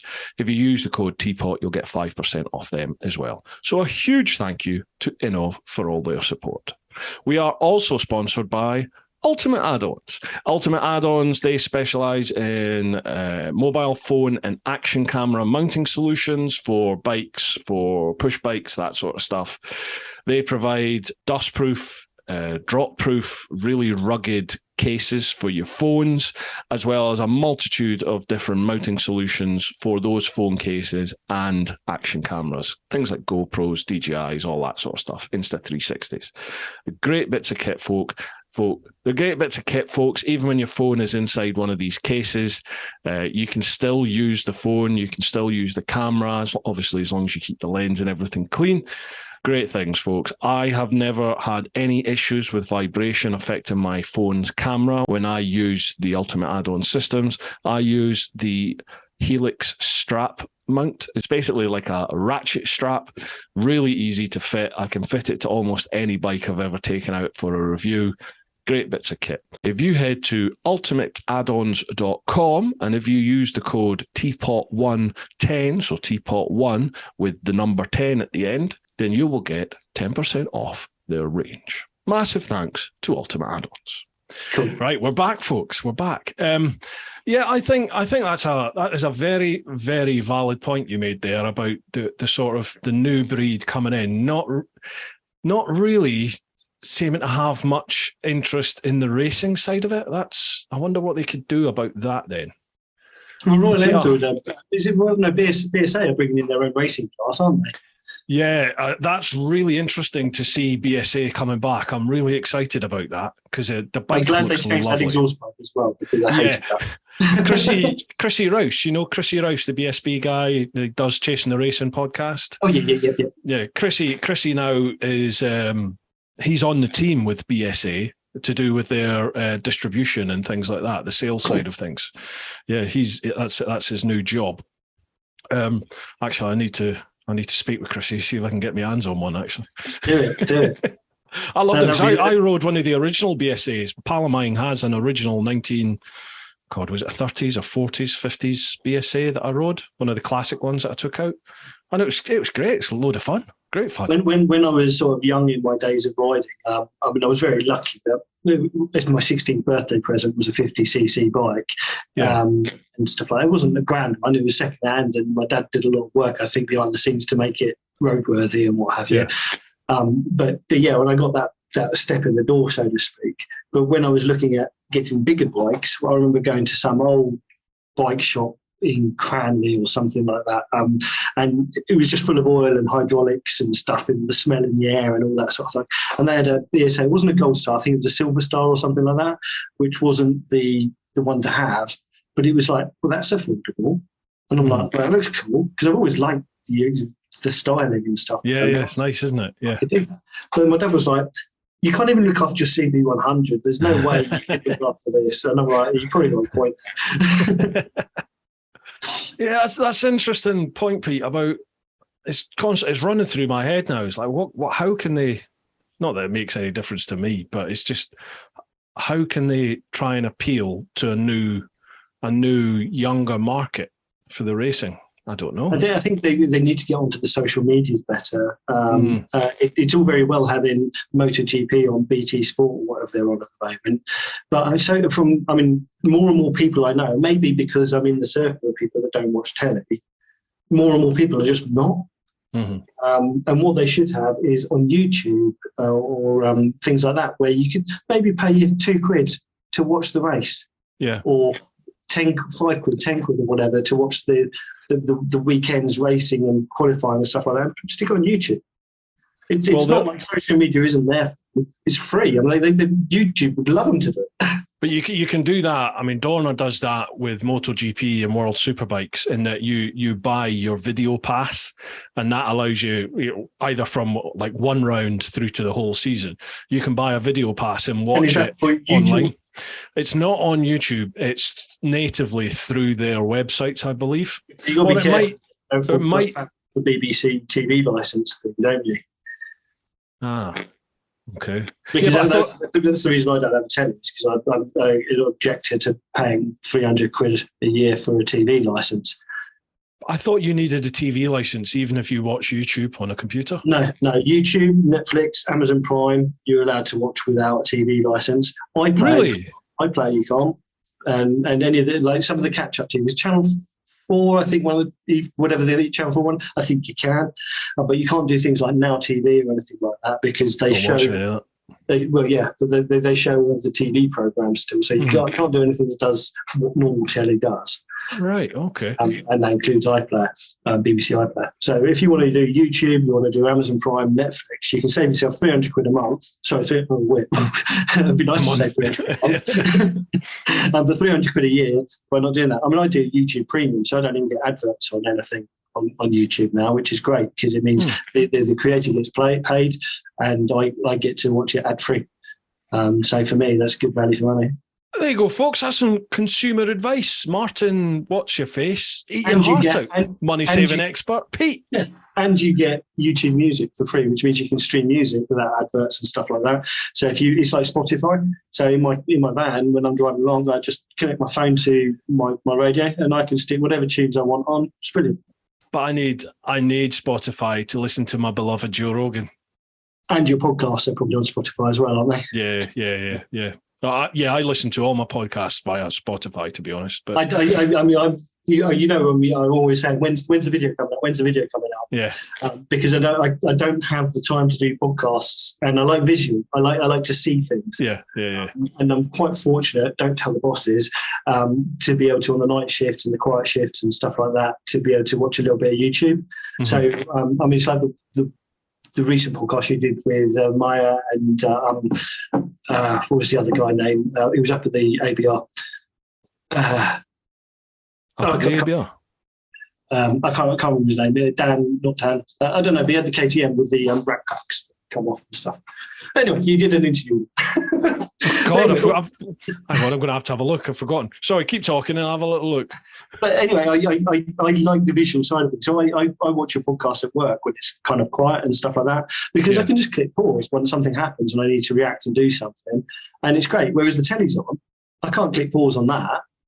But actually, in real life you can, but at work you can't because they don't have clever tellies and stuff like that. But yeah, I'm trying to remember his name.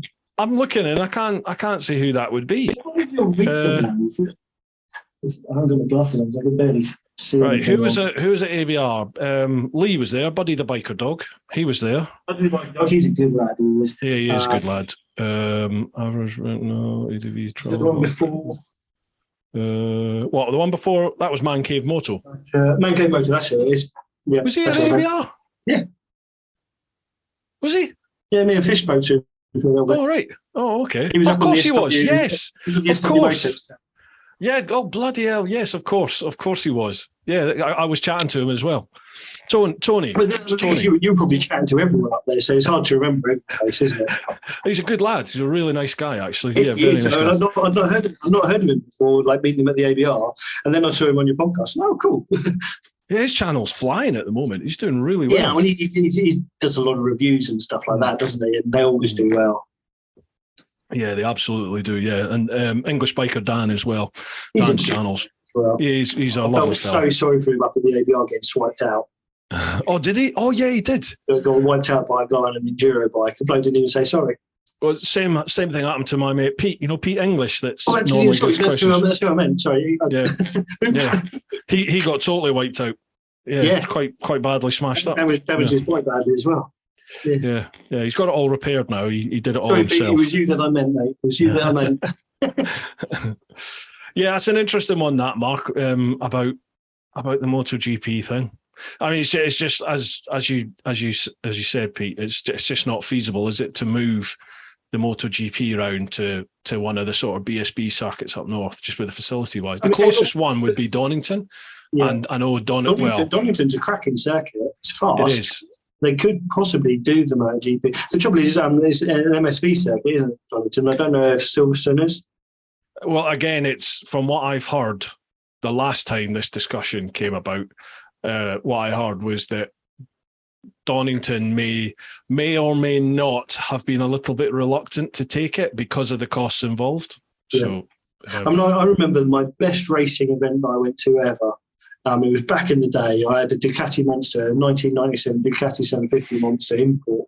And I loved that bike and nearly killed myself going across the fields in Brands Hatch to all the muddy slosh. But it was in the middle of summer. Brands Hatch World Superbikes. It was one of the last years they did it there. Mm-hmm. Cole Fogarty had retired, but he was there doing his victory lap honours, that honour of laps and stuff like that. Susie Perry sat next to me in the grandstand. And well, she's still hot, but I'm older now, so she's older hot. But yeah, it was just. We love you, Susie. We love you. Absolutely, and I think she should bring back Kickstart, which was one of the rumours that went round on social medias for a while. But yeah, 110,000 people there. That's crazy, isn't it? When that's on World Superbikes, which is the subpar racing, and you can't even get half that for MotoGP in the UK. Yeah. And that's why no one's investing money in bike racing, is because there's not the audience. Mm-hmm. Mm-hmm. Especially now that telly is so accessible. Because, I mean, so when I go to Brands Hatch to watch the BSB, I spend most of the time in the Kentagon. Watching it on the... Because you can watch it better on the tellies in there. You can get pissed and you can charge your phone while doing it. Yeah. To be honest, the TT's like that. You know, when you get to the TT, you kind of think, oh, there's going to be big screens up and stuff. There's not. You know, there's a couple of places where they have some big screens up. But generally, when you get there, you're stood or sat at the side of the circuit for, 15, 16 minutes. And then... Yeah. Occasionally you'll get some stragglers coming through in that sort of 15, 16 minute lap. The adrenaline and endorphins rushing through you as something happens. Yeah. I can't imagine that. I mean, that would be to me like going to space or speeder bikes. It's mental. It's awesome. Just that sensation when they come by you, especially like Bray Hill, bottom of Bray Hill, they come by you full tilt, and it's just a sort of noise, like a pressure wave hits you as they go by. And you're like, oh, this is nuts. Anyway, right. Cheers for that, Mark. Next one, Harley. How you doing, mate? How's it, guys? What are the highest and lowest points of your life? Oh, sheesh. Wow. Highest and lowest points of your life. If we're talking about exciting and literally the highest, would probably be my first solo jump out of an aeroplane. Oh, wow. Yeah, I bet. 12,000 feet. And you've got to, you know, there's not anyone to catch you. You've got to go, yep, I'm stepping out of this perfectly good aeroplane. The adrenaline. What a rush.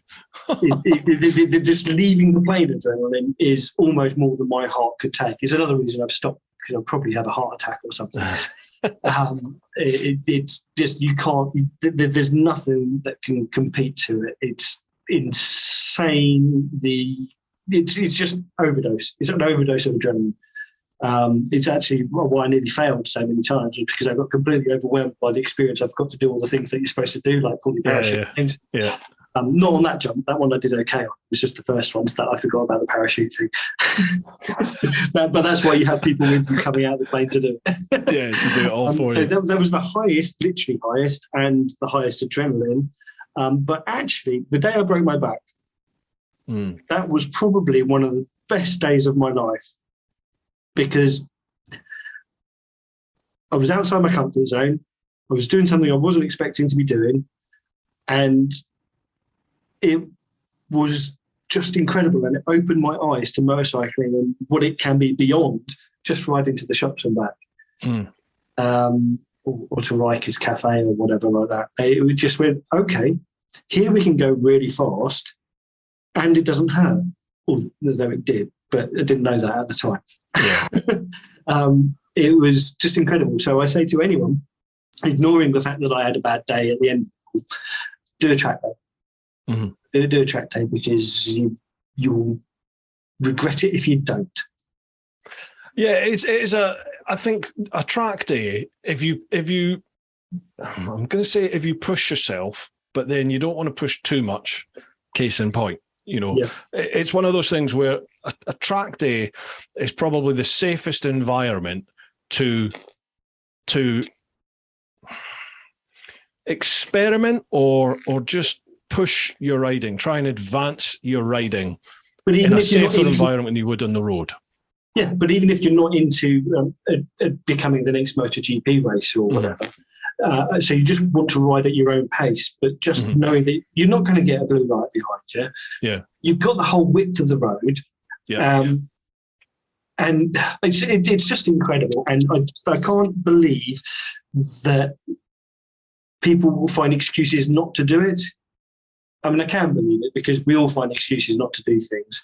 But I just think that there is so much joy to be had by doing a track. Even if you just do it once, done it, then you've got that little buzz in the back of your mind. And I enjoyed that. What's his name? Really good TV, Dave Perry. I don't know if I'm sure you're aware of him. He's been on a podcast. Oh, yeah, of course he has, yeah. I mean, he did a track day, and I don't think he enjoyed it as much as he wanted to, but he did it wrong, in my opinion. He did it because he was vlogging, and he did it to vlog, and he was all about the vlog. And it stopped him being able to appreciate just the joy and the freedom of being on track for the first time. And I think even if you're a YouTuber, if you're on your first track day, unless you've got a big agenda of growing your channel, and that's more important than the enjoyment of riding bikes, turn the cameras up, leave them at home. Yeah. Do your track day. And that's what you're doing. Forget cameras. Don't even bring them for posterity. Well, you're not allowed helmet cameras on a track day anymore, anyway, are you? And that's the insurance in a country that doesn't have ACU and stuff. But you can still do the camera thing. You just got to do it on bike and stuff. That's why those 360 cameras are great, because you can get quite immersive with them. You can, yeah. It's something I've not really experimented enough with. I use them, but I've certainly got nowhere near their capabilities yet. Go on. I love the 360 cameras. I jumped on them as soon as I remember Andy Mancamp using some old ones, which were very rudimentary and basic and not very graphically pretty. And I was like, I love the concept of these. And then Insta360 came out with their invisible selfie stick slogan and all that sort of stuff. That is what I want. Yeah. And I started doing it like from as soon as I was able to. I think I pre-ordered and stuff like that. And I think I was probably one of the first in the UK as a motor. You absolutely were, yeah. Doing that sort of thing. Admittedly, I didn't have a clue how it worked, and I wasn't doing it right. But I jumped on that bandwagon, and I loved it. And I still love the cameras. But now everyone is kind of doing them. I'm like, it's not a USP anymore, so I don't need to put the effort in. And I'll only use them on a special occasion now, because it's like, well, if everyone's doing it, it doesn't boost. It doesn't give me a step above anyone else, if that makes sense. Yeah, I think 360 is very much like drone footage. Less is more. I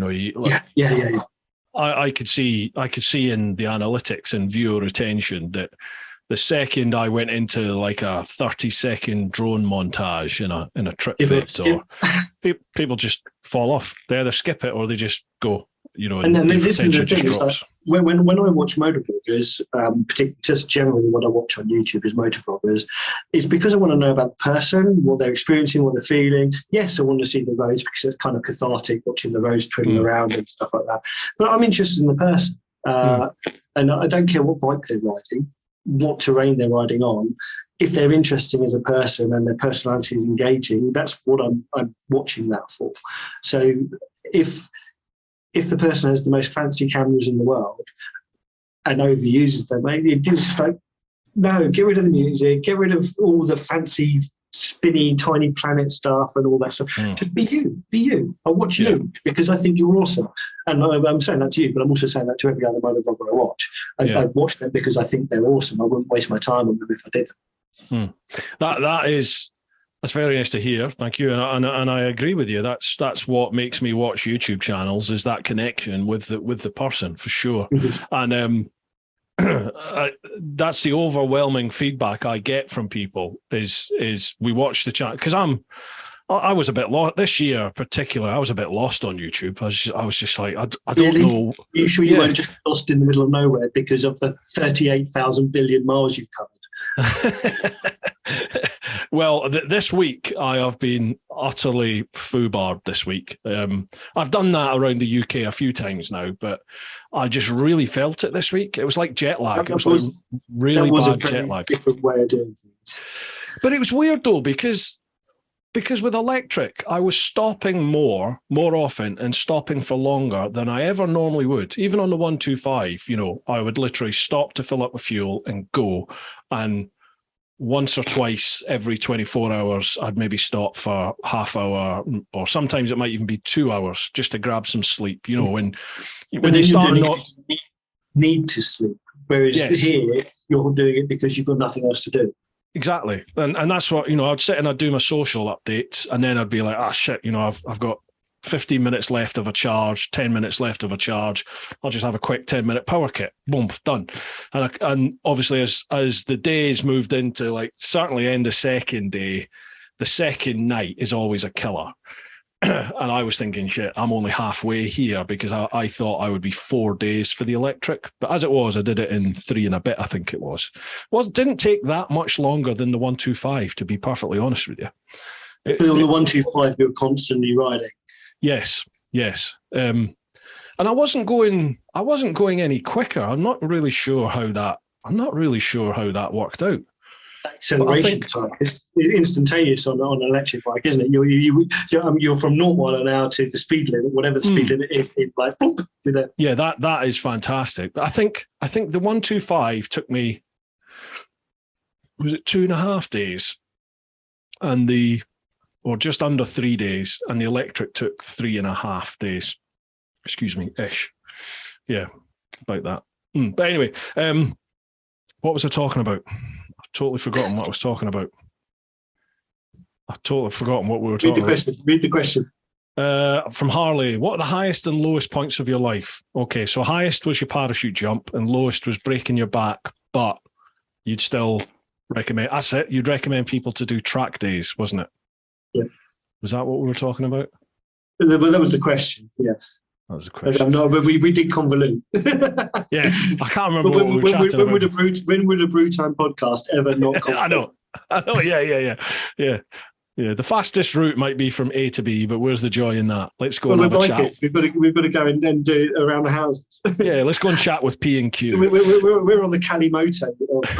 Yeah, absolutely. On the very twisty option. Right, me, highest and lowest points of your life. Highest would be, there'd be a couple. Birth of my son, for sure.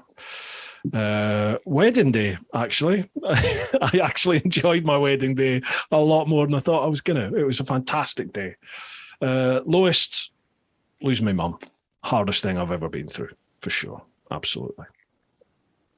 What more can I say about that? I can relate. Yeah, I don't think it's something that you ever really get over, do you? It's something that's always there. There's never a day when I don't think about her or miss her, but it's life. It's another one of life's lessons, isn't it, that you have to learn. Loss is part of life. Anyway, with that, let's move across. Thank you very much to everyone over on Patreon. Huge thanks for all your support. Folks, if you fancy joining the clan, which will shortly be rebranded as Only Clans, you can head to patreon.com/TeapotOne. Awesome. Right. You're going to borrow the logo? I am, mate. Yeah. I'm in the process of bastardizing the logo. I'll probably get done for copyright, but never mind. Just reverse it and put it upside down or something. Yeah. Something along those lines, yeah. Right, so we'll head across to Instagram. So that's at TeapotOne Insta, and I'll leave all Pete's socials, YouTube links and everything. They'll all be down below, so make sure you check them out. So first one, Richard Higgett, Bandit Man. My question for Pete would be on road or off-road. Where does he most enjoy riding? Good question. I have to absolutely, without any mess around, although I seem to be messing around, off-road. I love it. I think it is the most You wait until you're on some nice lanes. I genuinely do enjoy it, mate. I do enjoy it. I'm a convert. I know you do. I know you do. But you've done some tough lanes on some less than tough bikes. So you've done very well to get to the point. But then, I mean, like you did. I remember you doing that off-road thing. Was it with the Canary bikes where you would jump? Where they were jumping up this big cliff thing? That was Toro. Like, no, I'm just going to watch. And yeah, that was Toro drill. Because your comfort zone is that, and you can jump out of it. But then that would have been beyond your jumping out. That would have been just beyond the fear. Do you know what that was? Is I had, in fact, I was still on, not the sick, but I was still on restricted duty at work in my old job from a bike crash. Because when I got wiped out on the bike. You had a second bike crash when you were off the first bike crash. That's what was going through my mind, was that I was almost back to full duty, carrying the gun again, and back to, because and they need numbers there. They're below where they need to be, so they need numbers. And I thought, I'm away on another bike trip. I'm already in a bit of a contentious area at the moment, and I thought, if I have an off and land on my shoulder, I will pop my shoulder out for sure. It definitely would have come out because it wasn't properly healed yet. And I just thought, no, it's not worth it. So that was part of the reason I didn't do that. That picture you showed of me on your Instagram post of doing that jump, that was at Goldie Bar Raceway, and one of my friends, who was the one that encouraged me to come along with him and watch, so basically her fault that I got into dirt bikes. She didn't do it that time, I don't think, but she did it the next time, and she broke her leg, and she's a civil servant, and they're like, well, that's not very good, is it? And then she recovered, and then she had a bike accident and stuff, and she was almost on gross misconduct type warnings for having bike accidents, and you're like, well, I can't help it. It's not her fault. But they were like, yeah, but you were in a motocross environment. You shouldn't have put yourself in that thing if you value your work and stuff. And I think that's wrong. I think we should work to live, not live to work. I do agree. I do agree with that. That companies shouldn't be forced to pay for you to go be stupid buggers. I mean, the amount of times I fell off bikes in the Navy and they had to pay me while I was recovering. It's not very fair on the taxpayer. I'm just very grateful for them. I agree with you in that. I remember doing a poo while I was working at Fleet HQ that cost the UK taxpayer £68.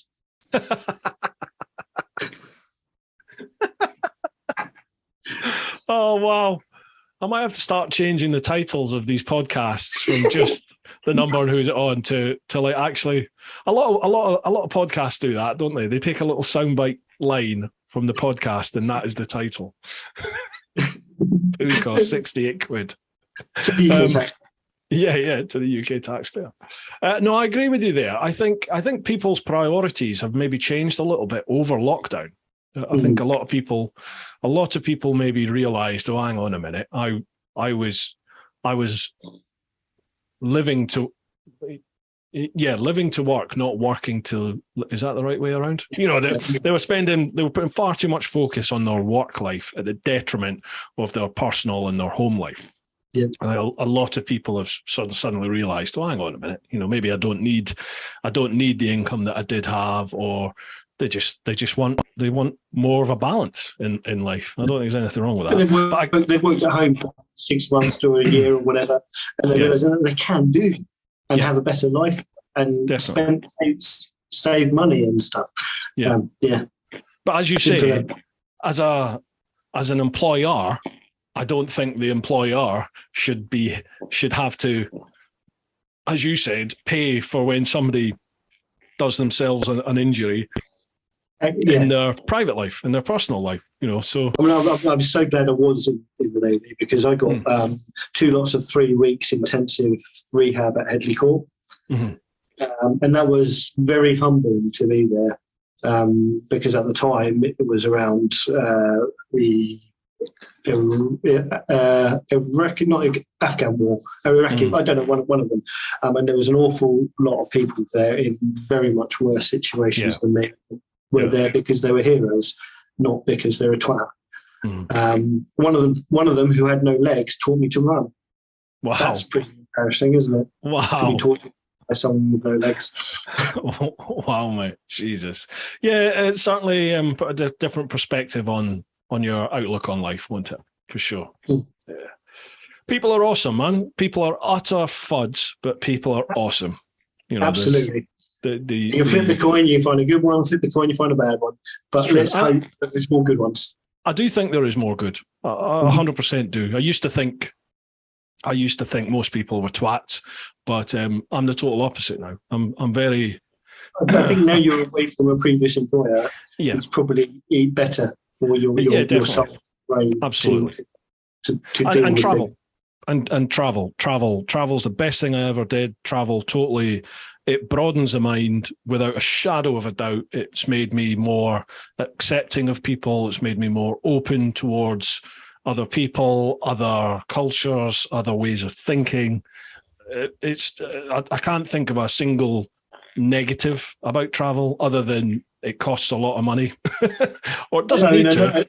But I know you don't sort of talk about it a lot, but I heard that you went around the world once. Well, yeah, I don't like to mention it, but I will be mentioning it at the Armchair Adventure Festival this September 20.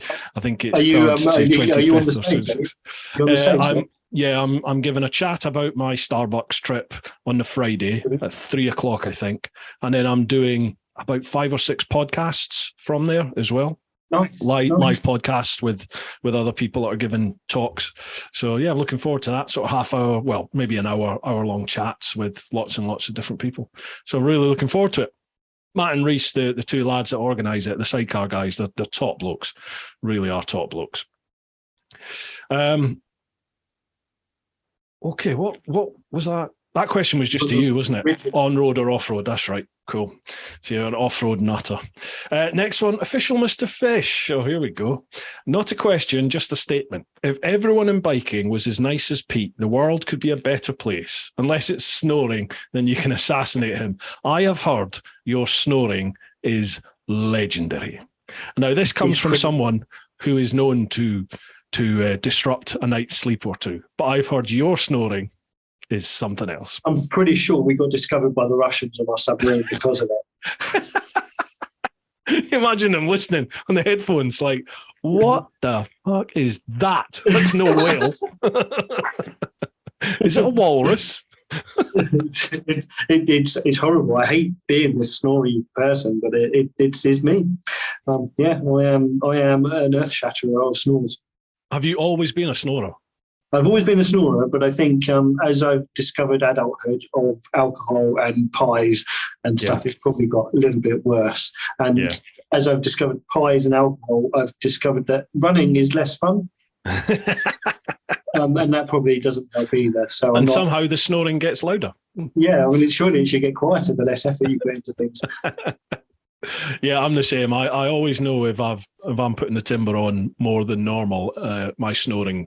I'm quite blessed in that my wife doesn't really notice my snoring much at all. Somehow, God knows how she doesn't. But if I do put a bit of weight on, it gets louder and more pronounced. And she's just like, "You're snoring. Get on the rower."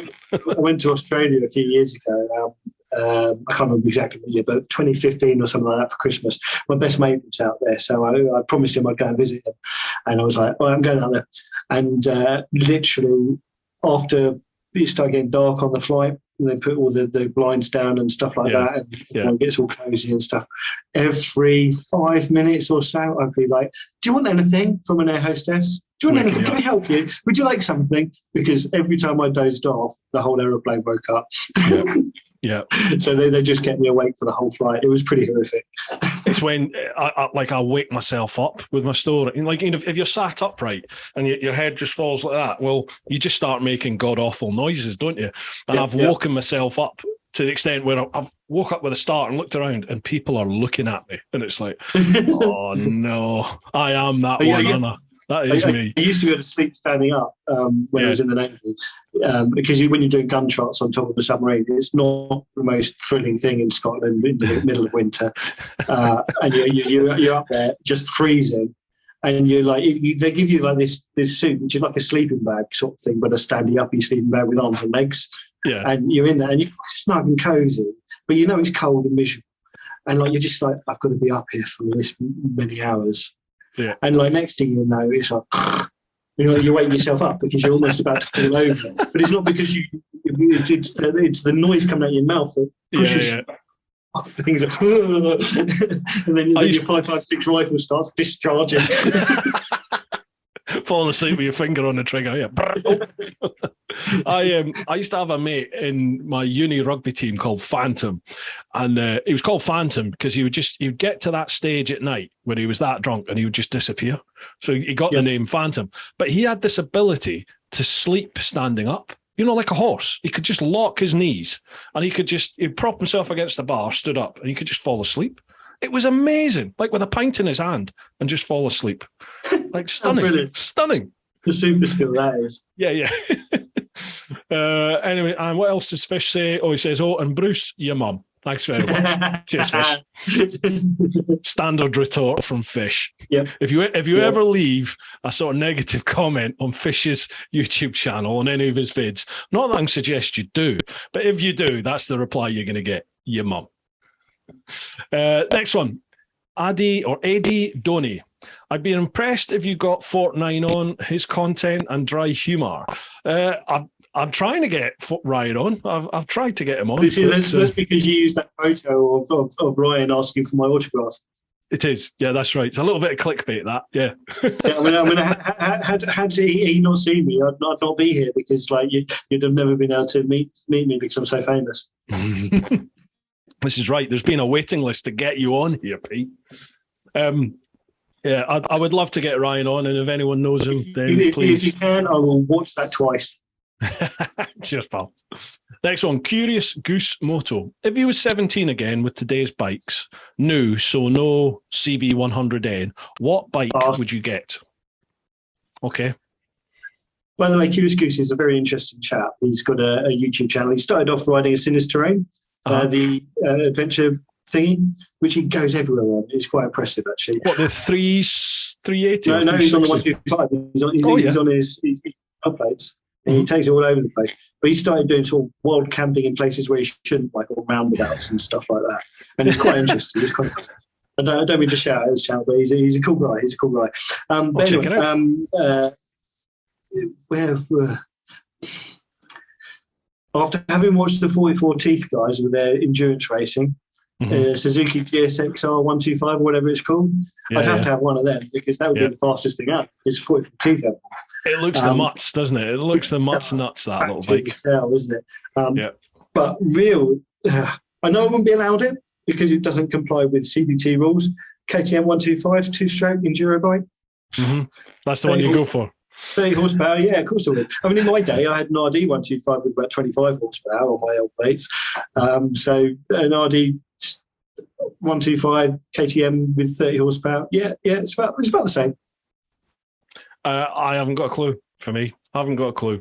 Yeah, I think I would probably, for me, I'd probably just take the little Sinis, the wee 125 Terrain. I actually really honestly want a Honda CT 125X, the Trail.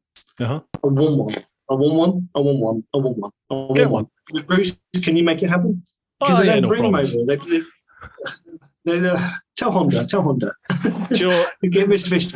He's got to do Honda. I spoke with Honda about it. I was like, I don't suppose there's any chance of getting one, and they were like, no, we're not bringing them to the UK. And I was like, well, so many people are asking for them, and they were like, well, our research suggests that there just isn't a demand for it. But they're not asking the people that would buy them. That's what I felt like. But then they've got a good point because maybe the amount of people saying, yeah, I want one, you're probably only looking at max at 100. Exactly. And only a few of them would actually buy. But the thing is, it's like they've got the Honda Monkey, which is fine. It's not something I'm interested in. They've got the Grom, which is fine. Again, something I'm not interested in. And they've got the DAX now. They've just put the DAX out, haven't they? Which is the one that looks like a sewing machine. Yeah. Apparently it looks like a dash, but actually it just looks like a sewing machine. And it's like, these are all the same bikes. Just stop it. Bring the CT125X over because people want proper wheels. They're bringing the Hornet back. Yeah, are they? I've not seen it. Yeah, I have. But basically, they've looked at KTM and gone, this is what the Duke looks like in silhouette.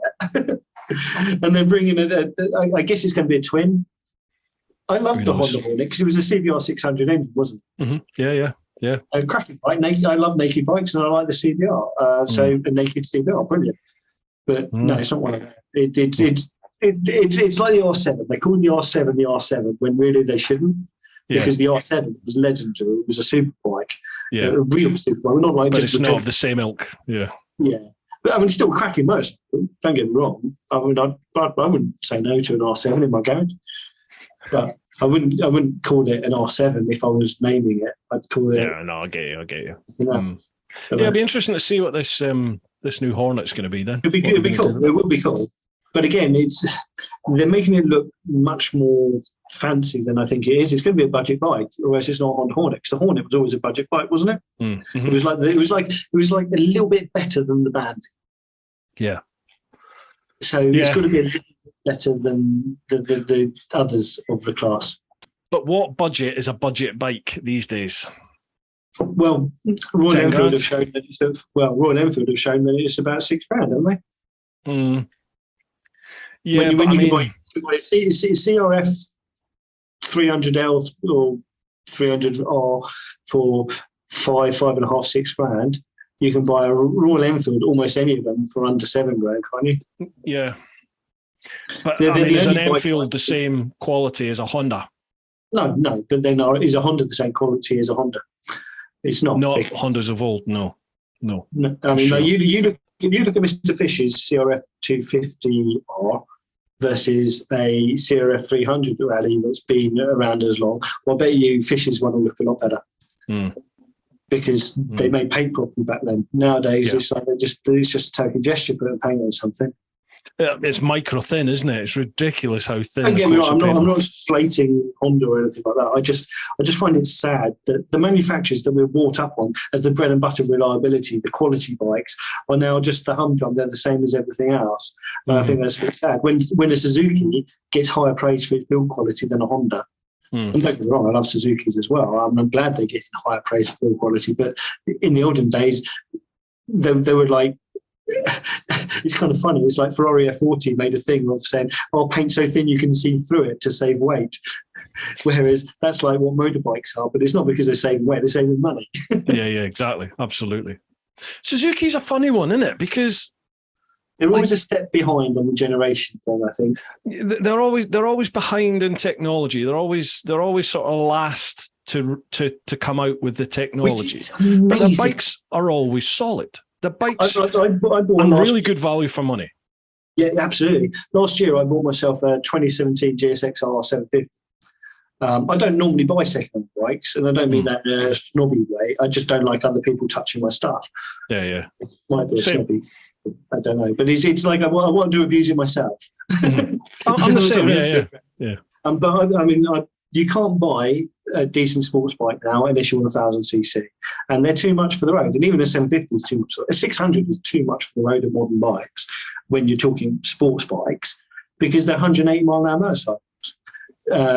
But I've always loved the 750. I thought it was a fantastic motorcycle, so I bought one. And it's a 2017 bike. It's not got ABS, not got traction control. And that's a 2017 bike. My V7, my Moto Guzzi V7, if I bought it the year after I did, I bought it in 2012, so the 2013 version of it has ABS and traction control. It's only got 50 horsepower. Why has that got ABS and traction control? Don't get me wrong. I mean, I'm not saying it's a bad thing having ABS, but why has that got it, whereas my 150 horsepower GSX-R from 2017 doesn't? And I'm like, well, I don't care, but I bought it because it didn't have it. Yeah, I used to be like that, actually. I remember the last Gixxer I bought, 2015 time. That was what you did the trip on, wasn't it? Pardon? That was what you did the trip on, wasn't it? No, it's when I came back from the trip. I came back from the trip and bought a Tuono, and I had that for about 4 months, and then it fell apart. The engine just shit itself. So I traded that in for another GSX-R. The MotoGP colours, Gixxer 1000. Nice. Lovely. And I specifically asked for the non-ABS, non-traction control one. Because in my head, I was just like, I've never had traction control. I've never had ABS. I don't need it. Blah blah blah blah blah. All that bollocks. This is my ABS and traction. This is my ABS. Yeah, fucking ridiculous. Yeah. And absolutely, I agree. 100%. It is ridiculous, but it doesn't sort of feel in that. No, I know. Yeah. I can handle. Nah. So I got the bike. I got the Jigsaw without any of the toys on it, and having come from the Tuono, which had all the bells and whistles, it had all the toys. It was amazing to then ride the bike without it, and just like I could feel more now. Yeah, I felt more now in terms of like when the bike was starting to get out of shape, because I'd been on a bike that was just sorting all that out for me. Jumping back on the Jigsaw didn't feel like the Jigsaw I used to love the Jigsaw moving underneath me when I was riding. I used to love the feel of the bike skating around. Awesome. But now it's scared the living daylights out of me. Yeah, once you've been mothered. I remember I noticed it first on my Street Triple 765 because I think that was my first bike with everything. I had a Kawasaki ZX 636 briefly. I only did like 2,000 miles on it. I sold it because I just wasn't riding it because I was on my B7 all the time. Yeah. But I had my 765 Street Triple, which had traction control, ABS, and all that sort of stuff. And I actually found myself scared to turn it off. And I'm like, I want to be able to do stupid stuff. I want to be able to go over a crest of a hill and the front wheel pop up and I go, like a child. But I was scared to turn it off, and I don't know why. When that had less horsepower than my previous Gixxer, less horsepower even than the 675, not 636 that I had. And I'm just like, what happened to me? And it was the fact that you've got them, you rely on them, and then you forget what you can do without them. Yeah, but I think bikes now have so much more torque. They've got so much more horsepower. You're looking at 200 horsepower for a naked Ducati, aren't you? Yeah.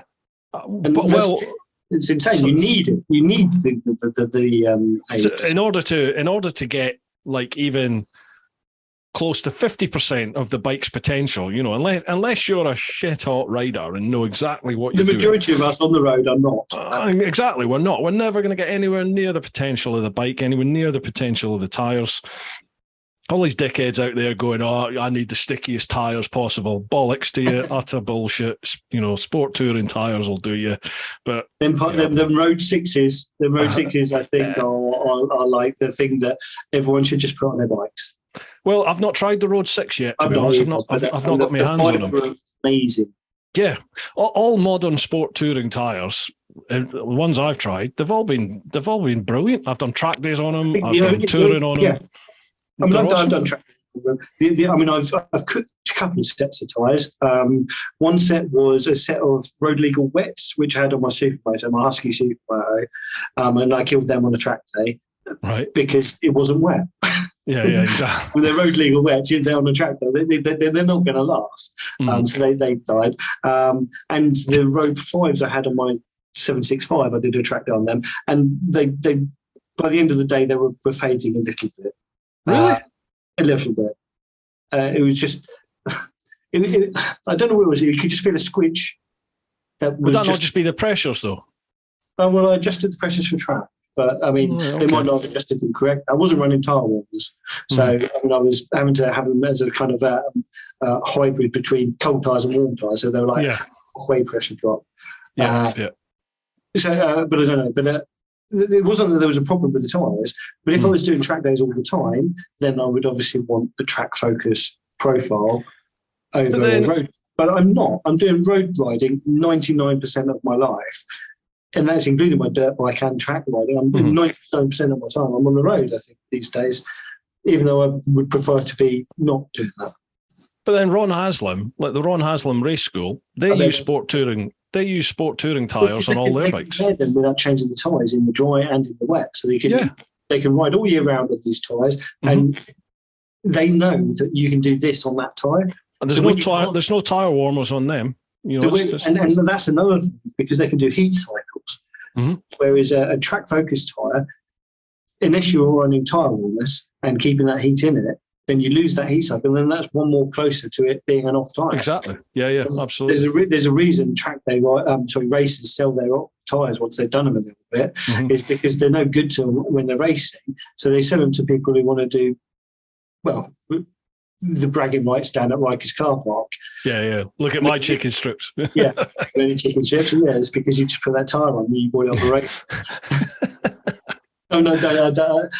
I hate that chicken strip argument. I hate it. I know. Yeah, it makes me laugh. Because I've personally been the person that's gone around scraping foot pegs and knees and going around the outside of people, and I've still had chicken strips at the end of that session. Yeah. And I've also had people go around the outside of me and had chicken strips wider than KFC. I mean, it's a stupid argument, and it's not ballsy. It's not clever. All it does is encourage people to fall off and trash their bike. It does. It encourages people to push the bike, farther and farther and farther in the lean angle. Having said that, I've got a mate of mine on a GS who the lean angle he gets on a GS is phenomenal. Like, the bike is fully canked over, his panniers are scraping on the ground, and he's got his missus sat on the back. This is out on the road. It's phenomenal, the lean angle he gets. It's crazy. I don't know how he does it. Some of your trips, you've struggled with the GS on occasion, haven't you, with grip? I seem to remember a couple of videos where you... No, I don't think so. I'm not sure whether it was a Spain trip or something like that. No, it might be because it was wet or something like that. Yeah, it's not the bike, it's me. I after that latest crash where I got wiped out, that one really sort of messed with me quite badly. It's going to give you confidence. I just didn't have confidence for quite a while on the bike. Yeah. Which meant it was really rigid, which meant the bike's not... And you're more likely to crash again. When the moment you stiffen up, that's it, you're duffed. Yeah, the bike's not doing what it needs to do to counteract anything that's going on. Yeah. But I think I'm getting through that. Yeah, of course, go on in. Another break. Sorry. I started on the beer and that's it. That's my bladder, hamster bladder. This is what happens when you get two old boys in a podcast. We'll do another ad break. Me again, folks, just another shout out for this week's sponsors, who are the Influencer Store. The Influencer Store helps you build your brand big or small, providing you with a solution and apparel. We help you to increase your fan base while supporting you with starting your own influencer clothing line with nothing more than just an idea or design, and there are no hidden costs. For more info, come check us out at theinfluencerstore.co.uk or drop us an email at online@influencerstore.co.uk for more information. And now, if you've got any of my merch over at TeapotOne.com, all of that is handed by Roger and Charlotte over at the Influencer Store. It's really good quality. It's British made. That's why I've gone with them. So a huge thanks to the Influencer Store. Lastly, folks, this is just one from me. It's a massive shout out to each and every one of you who's listened to the podcast, each and every one of you that watches the vids, both here and across on the main TeapotOne channel. Thank you very much for all your support. Thank you very much for engaging in the comments, liking and sharing the social media stuff, liking and sharing the vids. Sharing vids is a huge thing. Really is. You've got no idea how much that helps. You bump you up in the algorithm. So if you enjoy what you watch, what you listen to, share it amongst all your mates. And thank you very much.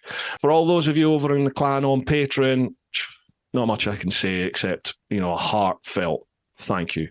You folks go that extra mile, and I really do appreciate it. I couldn't do this without your support. If you fancy checking that out, head to patreon.com/TeapotOne. Okay then. Let's get back to the chat. Sorry about that, mate. And we're back. No worries at all, man. No worries. But I've just looked. We've got a load of questions to get through. We need to pick the pace up a bit. Yep. We're like 2 hours, 10 minutes at the moment. Oh Jesus. Sorry. That's all right. No worries. No worries at all. It's always a good sign when time flies. Right. So, Lord Bilius, if Pete wasn't such a short arse, what adventure bike would he get?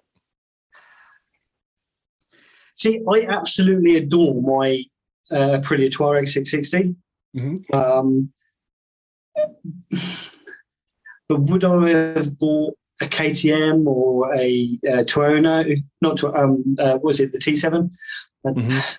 It would always be a middleweight adventure bike if I couldn't buy a lightweight adventure bike. So if KTM bring out a 490 adventure, which I've heard rumours of. Okay. I'd consider that, because the 390 Adventure, I follow a channel called MVDBR Enduro in Australia. They're a cracking channel, really, really nice couple. The dude, he rides a T7 and his missus rides a 390 Adventure. And they ride what I would ride on that beta behind me on those bikes, and they do it like it's easy. Right. And I'm like, damn. So if KTM brought out a 490 Adventure, I'd possibly consider that. Right. But with what's actually out at the moment, to save some money, I'd have probably got the T7 if I wasn't a short ass.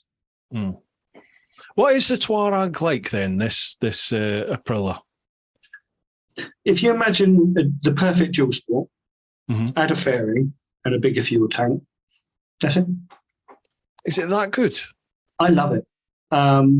It's my first proper adventure bike. I mean, I had the Moto Guzzi V85 TT prior to it, but that's a touring bike on big suspension, as far as I'm concerned. It's not an off-road bike. People do take it off-road and are very good at it, but they're better riders than me. And I don't think that means that the bike's good. It means that they're good. Don't get me wrong, I'm not slating the V85. I love that bike. It was my McDonald's paint joy thing. It was amazing. I love that bike. But the Aprilia is skinny like an enduro, but not quite as skinny, because obviously it's a twin. It's light in relative terms. This thing here is about 125 kilograms. The Beta Alba I had before, it was about 150 kilograms wet-ish. And the Aprilia is 204 wet.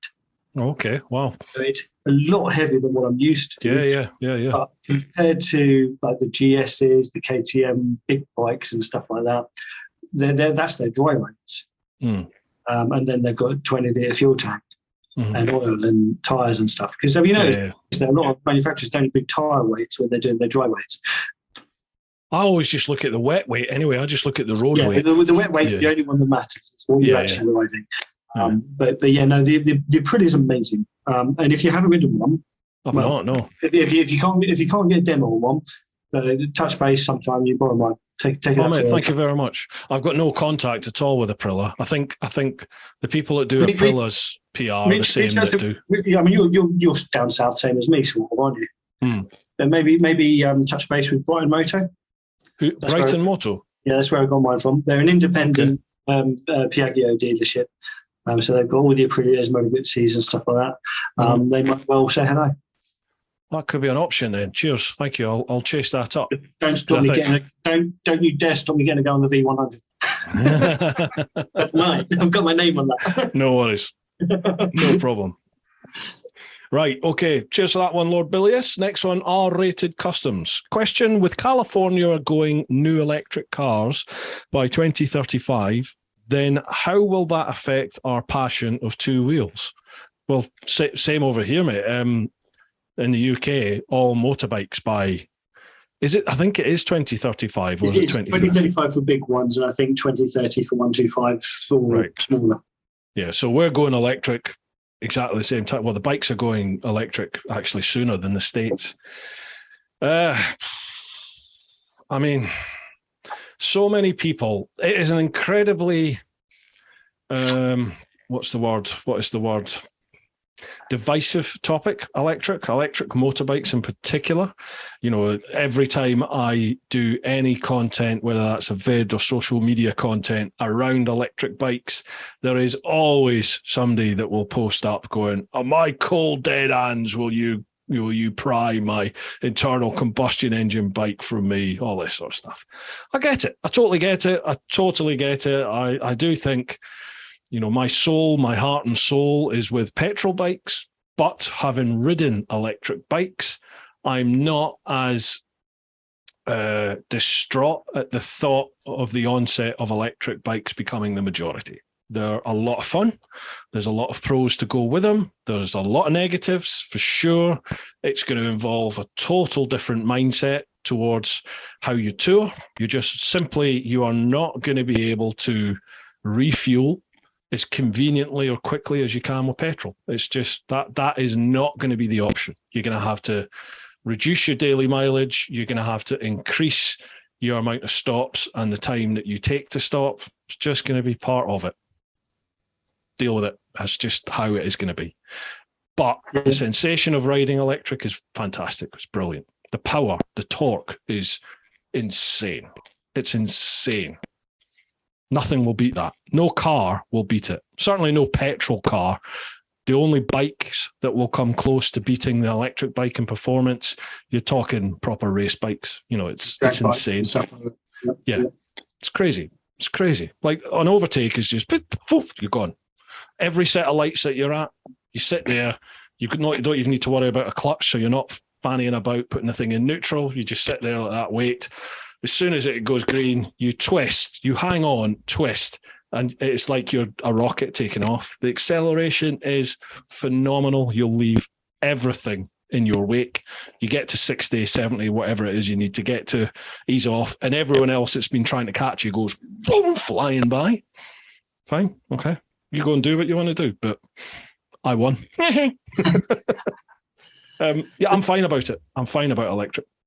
So R-Rated is actually one of my earliest subscribers to my channel. His name is Anthony, and he's got a big old Harley. I'm not quite sure which one it is, but you know, one of the big bagger ones. Yeah, he's got over 100,000 miles on that. So nice. He's had a long time. It looks better than any of my year-old bikes. He looks after his motorcycles, he does, and he's a lovely, lovely bloke.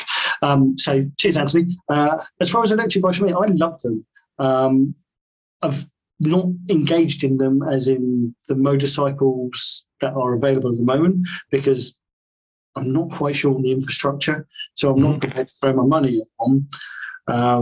But actually, as a commuter, I'd be all over it. And actually, little plug, one of my mates is going to be selling some electrical motorcycles soon, which are all sort of scooter 125 sort of focused. And with me only living 5 miles from where I work, absolutely perfect. Plug it into work, don't even need to charge it home. Totally. So I'm looking to maybe move to that in the future, and I'll go, yes, I'll have some of that. I'm not sure when I'll step in, whether it'll be on the 50s that he's bringing into the country to start with, or will be the 125 equivalents once he's sort of got his company set up. But I think that's what I want to do. As far as bigger bike goes, again, I love the concept of electric bikes. I've not ridden a proper one. I remember riding a 125 equivalent at the, what's the London show? The XL? Is it the XL bike show? XL show, yeah. Yeah, I remember doing a Motor Gymkhana course on an electric supermoto there. And it was hilarious, apart from every time I kept trying to put the clutch in, I'd put the rear brake on. And but that doesn't take you long to get used to that. The same way as it doesn't take you long to get used to riding a step through, which has your rear brake on the handlebars. You just get used to it. But yeah, big bike, I want to have a go on. Maybe if this Isle of Wight thing we'll be doing it, mate. Feasible. I will speak with them. We can see if it's a doable thing. Yeah, and even if they can't, I mean, like, I can come along on a motorbike and show you how easy it is to do on a petrol bike while you do on an electric if they're not good. Definitely, mate. We'll do a collab for sure. But I think that'd be quite interesting, really, to do a little company trip. Isle of Wight makes sense, as you said, because it's much smaller. So. You wouldn't want to go to Africa on an electric bike. I have this thing in my head about. You're going to do it. You're going to go around the world on an electric bike, and you're going to make it happen. That's what I would really like to do. You want one of those tents that folds out of the motorcycle, don't you? Like Captain Rambunctious and stuff. What do they call it? Tent box or whatever they call it. So, yeah, whatever they call it. And then when you're at the EV charging station, you just fold that out, you airbed up, and that's it. It's like you're down for 40 minutes. That's it. Yeah. Yeah, I've got this thing about doing a trip like that. I would love to. You're one of these determined people that can make these things happen for yourself. Yeah, but what I'm full of great ideas. All my mates will tell you that. I'm full of all these ideas, but a lot of the time they come out my mouth and they just float around in the ether, and they'll either dissipate away. Most of them will just dissipate away, but occasionally one really grabs me. And if one really grabs me and I go, that's happening, then it's going to happen. I Well, will make you were that looking happen. at cycling around the coast of the UK on a bicycle, weren't you? I still am. It's still there. I'm just trying to work out logistics for it, really. That's something you have to do as a charity for, isn't it, really? I would do it for charity, but it's on a personal level. It's my personal commitments. Like if I disappear, it's going to be, a fat lump like me, because I'm going to do no training for it. I literally want to get on a bike and go. So I'll be doing 20, 30 miles a day initially until my body gets used to it. So you're looking at 3 or 4 months for me to do a total around the UK ride. It's not like you've got like a regular income that you can take a sabbatical from. Exactly. But I will vlog, and I can create content on the move, such as the beauty of my job now. But aside from that, I've got commitments to my wife. We've got the dog. If I'm not here for 3 or 4 months, my wife has to look after the dog for 3 or 4 months, which is 2 walks a day. If she whines during the night, you have to get up during. It's a little bit like having a wee toddler. It's a little bit like that, And by the way, dogs are the best. They're awesome. I'd never be without the pooch. I'm on team awesome. dog. The only reason I don't have a dog in this house right now is because I do 12-hour shifts, days and nights. That's why we never had dogs. And then now, obviously, I work from home. My wife works from home most of the time now. It was like, right, okay, we can do this. All my friends who have dogs are like literally like, I'm not sure if I like them for them or whether I just like them for their dogs. I love you for you. I love you for you. But the cycling around the UK is one of those that has really grabbed me, and I put it out there now that I want to do it, so I have to do it. But I'm just trying to work out how. I'm in the sort of the planning stage at the moment, trying to facilitate how I'm going to do it. So it might take 4 or 5 years. It might take 6 months, for me to figure that out. But it doesn't matter how long it takes, because if you're going to make it happen, it will happen, and it'll happen when it's the right time for it to happen.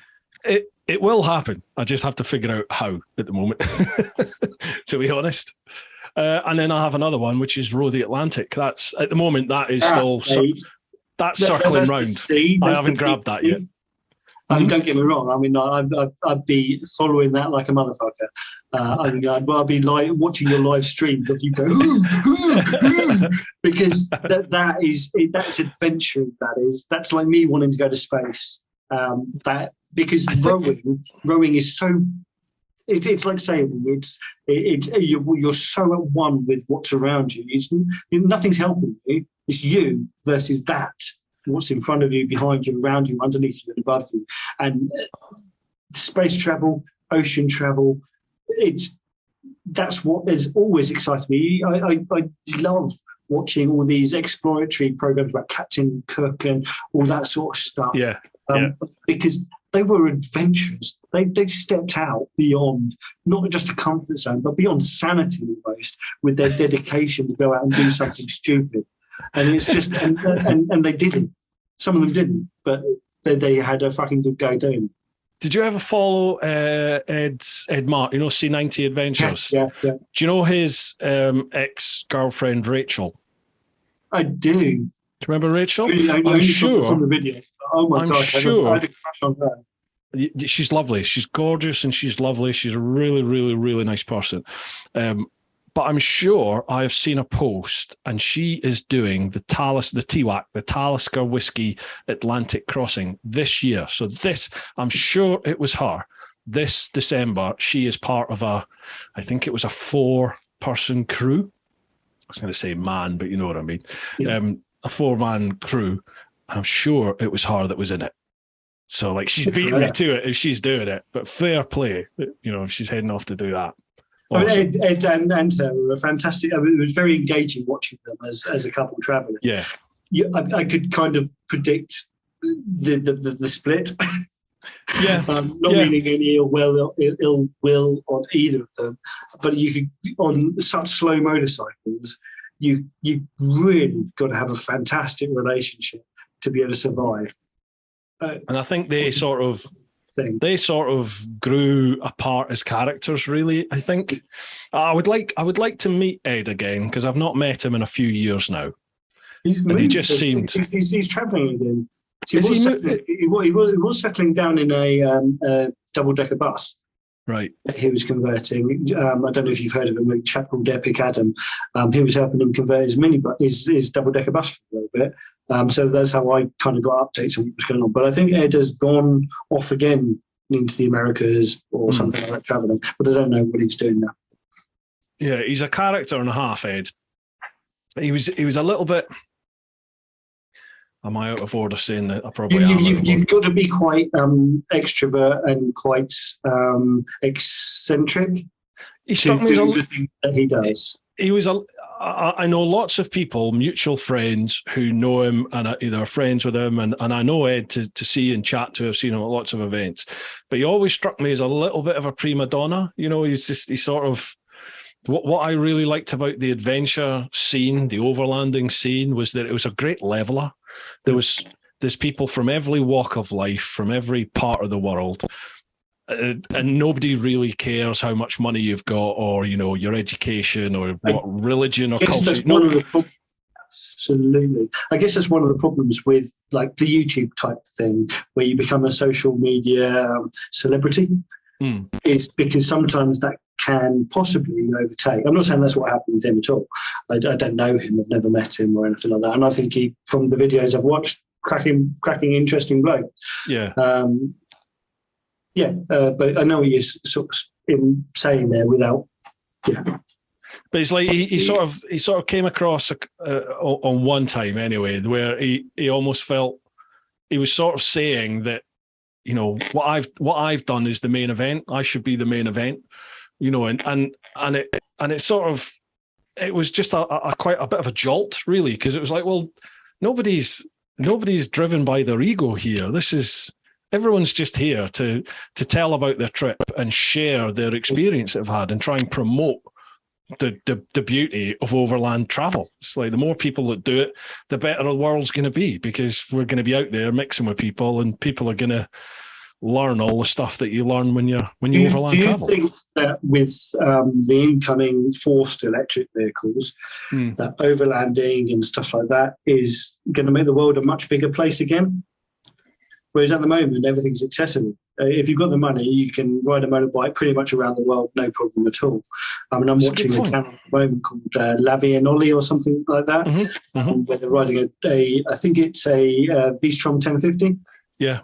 In fact, they've got in touch with me about they want to come on the podcast. Actually, I need to reply to them. I'd love to watch that. Actually, they're a lovely couple. They're very enthusiastic, and I think they've got to an impasse. They're waiting for their bikes to arrive in Chile. I think it is. They've just done South Africa, or no, North Africa, and then the bikes are going across. So they're waiting for their bikes to get where they're going. And really interesting couple, but they're doing it differently. They're doing it as a tandem on one bike, and that, I think, is incredible, because I mean, I've ridden in sand with just me on a bike, and it scares the bejesus out of me. And watching them going down roads that all of a sudden become sand dunes, two up on a 1050cc V-Strom, I'm like, wow. Yeah, that's more than I'd want to do. There's a few people that have done that, or are doing that actually. Is two up. ADV Travel Bug, Fiona, and blimey, is it Sandra? God, my apologies, ladies. I think I might have them on Instagram, but I didn't know they had a YouTube. Yeah, Sandra and Fiona. Yeah, they initially were two up, but Fiona has now passed her test, so they now have a bike each. That makes it. I'm not sure if they've gone back onto their travels yet, but they're always traveling. But like during lockdown and stuff, they were down in Spain and doing lots of stuff around there. So I'm not sure if they've actually headed back out to do their round the world stuff. I'm not sure actually. I'm watching another channel called I think it's Riding on Eggshells. They're an Australian couple riding on beaten up KLEs or 500s or something like that, and it's car crash. Don't get me wrong, I love them to pieces. I think they're wonderful. I've watched them way before they started doing it. But I'm just like, oh my God, are they even going to be able to get out of the county? That's part of the appeal, though, isn't it? Yeah, it is. It's absolutely. And that's why they're going to probably end up with me Patreon, because I've got to help them. They need a cuddle. Yeah. It's true, though, isn't it? I like stuff like that because they're normal people. They're just... Yeah. Yeah, and I think that And they prove that these guys anyone are can do beyond this. normal. I mean, they're almost too normal for doing it. And I'm just, someone slap you. Yeah. What you're doing is silly. Yeah. I used because to. So go on. the fella is always wanting to do the off-road stupid stuff, and whenever he does it, it goes wrong. And his partner, Liz, she's always, I don't know if that's a good idea. And generally, 99% of the time proved right. Yeah, but you got to give it a go, haven't you? Yeah, but it's just awesome, and it's not a car crash because they do make it happen. Yeah. And I can't wait for them to get to the UK because I will find them and cheer them as they hit our borders somewhere when it happens in years, whatever. Because I love that. They're doing it just despite. They're almost doing it. Screw reality, screw physics. We're just going to make this happen by stubbornness. But that's how things happen, though, isn't it? It's by probably the only way people actually get around the world. Yeah, I mean, I think I've always been maybe a bit too blasé about world travel, whereas I've always said, if you want to do it, if it's something that, well, I used to say, if it's something you want to do, just do it. Anyone can do it. But I've rectified that. I've adjusted it to, if it's something you want to do and it's in your very soul that you know you have to do it. It's not a pipe dream. It's not, I really fancy doing that. It's, I've got to do this, I will move heaven and earth for this to happen. Then if you have that approach to it and you can figure out how you're going to pay for it, you can figure out how you're going to be away from your home for that length of time. If you can figure that out and get to the start line and head, then you're 95% ahead of the vast majority of people out there. And then it's just a case of, like every day in everyday life, it's just a case of dealing with, where am I going to get food? Where am I going to get fuel? Where am I going to sleep tonight? And you just deal with any issues that come your way for the next X amount of days that you're on the road. And eventually, if you're heading east or if you're heading west, you will get home. You will arrive back home. But it's never straightforward and it's never without drama. And those that give up won't make it. And those that do, that keep going and persisting and trying to figure out solutions, they're the ones that make it. It's as simple as that. And that's life. What makes it so satisfying. It was satisfying. It's almost an underwhelming word. It's the wrong word. But amazing that you accomplish something. People often worry about being proud about their achievements. One of the channels I follow is a racer. He's just done his first season racing and he won the championship with the season he was doing. And I'm like, that's fucking amazing. You're a novice and you're beating people in the expert class and you've won your championship. So pat yourself on the back. Go, you are flipping excellent. You have done what you achieved better than you could imagine. Because most people who start racing go, I'm going to be really fast. But they're actually in the back of their mind, I'm only going to be mid-pack at best. But to actually finish in first, second or third on the podium in your first season, that's an achievement. It doesn't matter. It doesn't matter whether it's amateurs or whatever like that. And the same with world travel. So if your objective is to go to Spain and come back in one piece on a motorbike and do it the easy way by a tour company, you've done that. There's still a bucket list item for a lot of people. Of course it is. They wouldn't have done it unless they had that help to do it. But to do that all on your own back and get not just to Spain, but to Africa and then across to India or wherever you go, that's just insane determination, grit, and anyone that does that, whether it's yourself or Lavi and Ollie or these Australian couples, Liz and I can't remember his name, but I really feel bad about that because he's a fucking crappy guy. But whoever it is, you're doing it. You're doing what other people aren't doing. It's like people. I see chunky people going out for a run in the morning, and I'm going, man, you're chunkier than me. And then I go, yeah, but you're out there running. I'm driving my van to work, and I'm getting fatter and you're getting thinner. Who's better? So every single person that's going out and doing something is better than not. Absolutely, yeah. You're, the fat bloke out running is, he's definitely doing better than the fat bloke sat on the couch, isn't he? So And I am the fat bloke on the couch. me also, mate. It annoys me. It really grips my shit at times that I know I'm capable of determination, and I know when I pull the pin and apply myself to something, case in point, the round the world trip, then I'll make it happen. But I also know I'm inherently incredibly lazy at times, and that, I go through phases. Normally every new year I'm like, right, I'm rowing, and I'll row till about April May time, when things start getting busy again with the bikes, and I'll miss one session on the rower.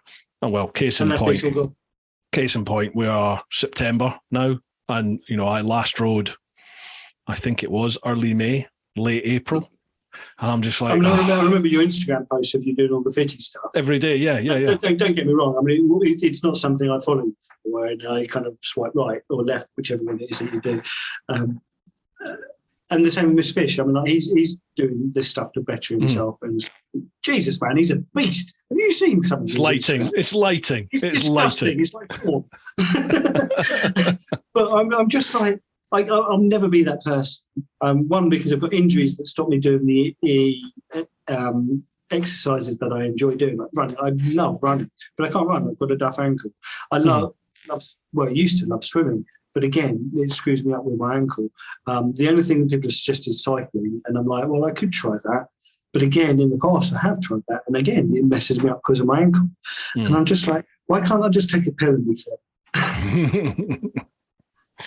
Yeah, I'm like the Instagram stuff. I feel quite guilty about, because I posted that daily stuff up with me on the rower. For me, it was to make me accountable to people, so that when I didn't that's why you should never feel guilty for not posting stuff up. It's because you're doing it for yourself.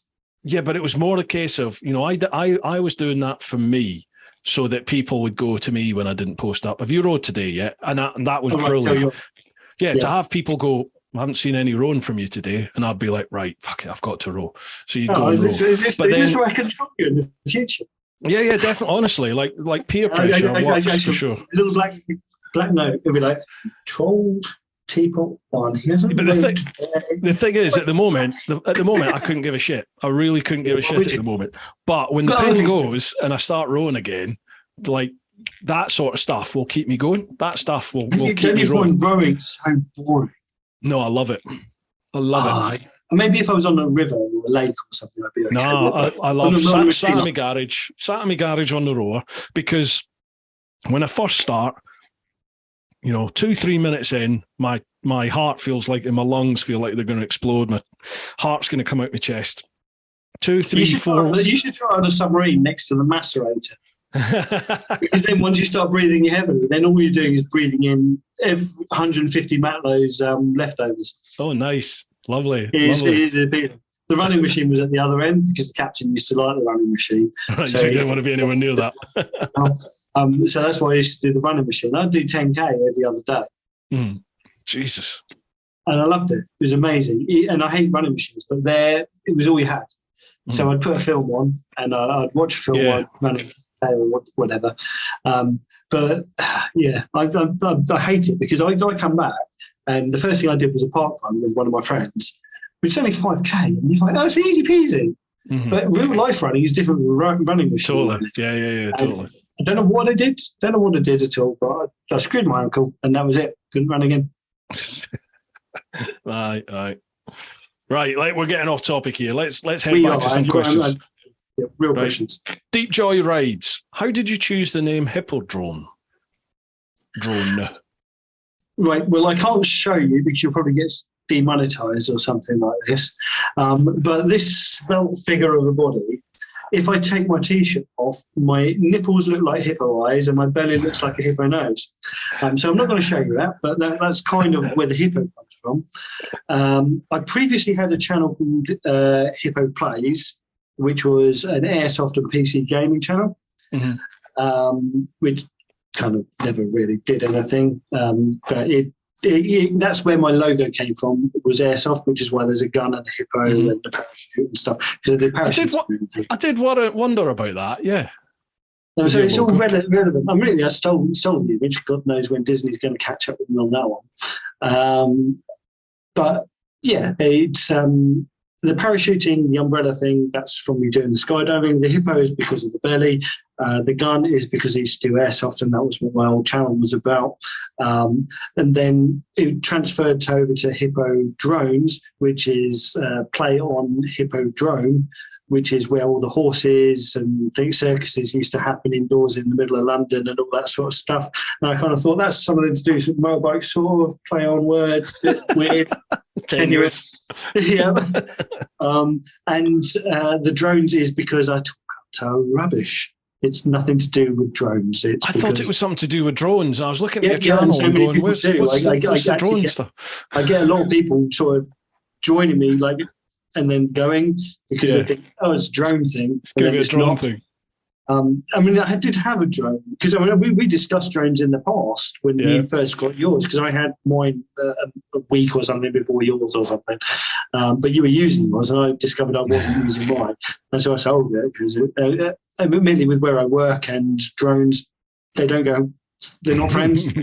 For some reason, they were a little bit niggly about it. There was something that happened last year. Yes, what exactly did happen? That's and it wasn't me. I'd sold mine. It was gone. I've heard a lot of rumours about that.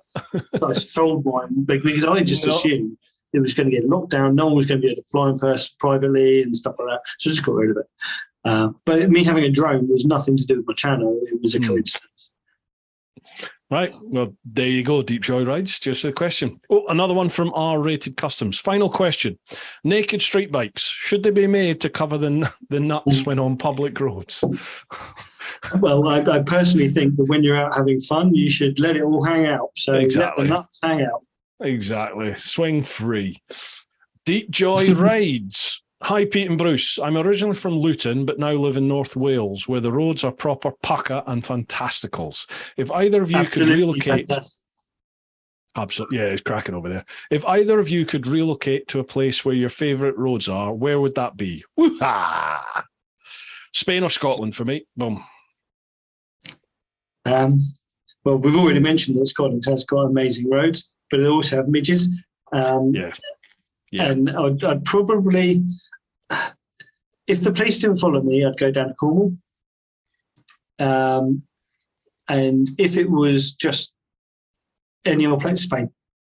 I mean, I haven't done as much of Spain as you, but I did do a tour around Europe back in 2013 or something like that. And weirdly, the most amazing riding of my life nearly again made me give up riding, because in the UK it's rubbish compared to Spain. Spain. Well, so Spain. Did you ride to Spain? Yeah, I can't wait to get back to Spain. I really can't. Pardon me, wait. I'm gutted. Richie Vida's heading to the Picos again in September, October time. Nice. I wanted to go. I was trying to do a tour myself there, but it must be difficult to juggle everything and to do the things you want to do as well as the things you kind of have to do for the channel. Yeah, I couldn't get the ferry space, but then like finances, and I have got so much content now that has to be edited. You know, I've got trips from 2 years ago that I still haven't edited, so they need to be done. I remember you saying that, like, actually you felt bad posting stuff about you riding, even though it was perfectly legit that you were riding. Yeah, and there wasn't really any. Yeah, there was no point to post it because people couldn't go. So, you know, there was no point in me posting up. I guess when they're an advert for effectively for like Toro tours and stuff. There's no point, is there? Yeah. So you may as well just wait. The good thing is that you've saved it up now. Now you've got millions of content. So once you've got it edited, you're literally like solid content for the next year, 2 years or whatever of trips. Well, I could set now until I probably could stretch this out to Christmas now and just sit and edit and not do anything, and I'll have enough content to chuck out a vid a week. You need to have stuff for after that, and also not everyone wants to watch a tour video every week. It's not all just tours, though. You know, I've got 2 California Superbike school days. I've got a day out with rapid rider Did you do training. that with chops? You did that as well, didn't you? I didn't do it with Chops, no. I did it another time. I did them both at Cadwell. I think he did one at Brands. You did the wheelie school thing as well. I've done that, yeah. I've done the vid for it. Yeah, that's very scary. It's a lot of fun. It's a lot of fun. It's quite scary. It's worth doing. If you want to learn how to wheelie, it's worth doing the wheelie school for sure. But I've got to say, I've never wheelied since I was there. But because you know how to, it means that it's not scary. No, it's different doing it on your own bike, and it's doubly different doing it on a public road, because in the back of my head, I'm like, this. If you do this in the wrong place and either get caught or fuck it up. I made a video a while ago of me versus Big Pezza. He was on his little postie bike and I was on my Aprilia doing some green laning and stuff. And I just mentioned in passing about travelling along a little whoopee bit, which is like a little bit that goes like that, where the actual easiest and safest way to ride it is to keep the front wheel above everything, because then you're not going to be slapping off your back end and flying over. And people, you shouldn't be talking about putting wheelies. It's like, well, I'm not putting wheelies. I'm talking about riding along here. It's fun. It's a technique for riding that bit of off-road. And it's actually the reason everyone rides this road. You shouldn't be telling people to not do this, because this is why people ride it. This is why people off-road. Yeah. We'd all ride tarmac if we wanted boring and stuff. Yeah. I feel like I'm an ambassador for the TRF, not anyone that they've told me to be. I'm not doing it for them, but I feel like I'm an ambassador for them because I'm a member of them, and I'm proud to be a member of them because they offer a good service. They help keep the lanes open, and they give us access to them by showing us where they are and stuff like that. So it's good place. It's a good thing to be a member of. But with every organisation, and I'm sure like things like IAM and stuff have their own people. And I saw the eye roll there, and I do that eye roll every time everyone mentions that. And the same with the TRF. You end up with a reputation being the eye roll as opposed to the beneficial. And IAM is fantastic, and TRF is fantastic. But if you become a job's worth, you belittle what you're actually promoting. Yeah. It's why I don't do the IAM or ROSPA club thing, like going along and being part of a club. But you're overqualified, aren't you? Well, I am, yeah. But a lot of them, like the civvy ones of it, the job ones recognise the difference between what you get taught in the police and what the IAM will teach you. It's just head and shoulders apart. It's totally apart. I'm not saying fucking I'm the Dalai Lama or anything like that. I don't mean it to come across like that. No, I saw your videos, and they didn't pick you up in the same way they picked up Chopsy. What, for bike safe? It shows that you have an understanding, whereas someone without training has less of an understanding. And that's not belittling Chopsy. That's just saying someone with training is going to do better than someone without it. Mm-hmm. But even in that video, I was picked up for a couple of overtakes, and I'm like, overtake was plenty on for me. There was no issue with it. And when I looked back at the footage, I was over back onto my side of the road well before oncoming traffic. It was fine, and I know from doing my course that it was fine. So one of the problems the person who's assessing you is sitting behind you in the position on the road that they're sitting on. And they're sitting in the ideal position for where they are at that particular time, because they know where they're supposed to be. And they'll watch you do something, but they can't see what you can see. Yeah. But then they are trained, they are highly, highly trained, the instructors.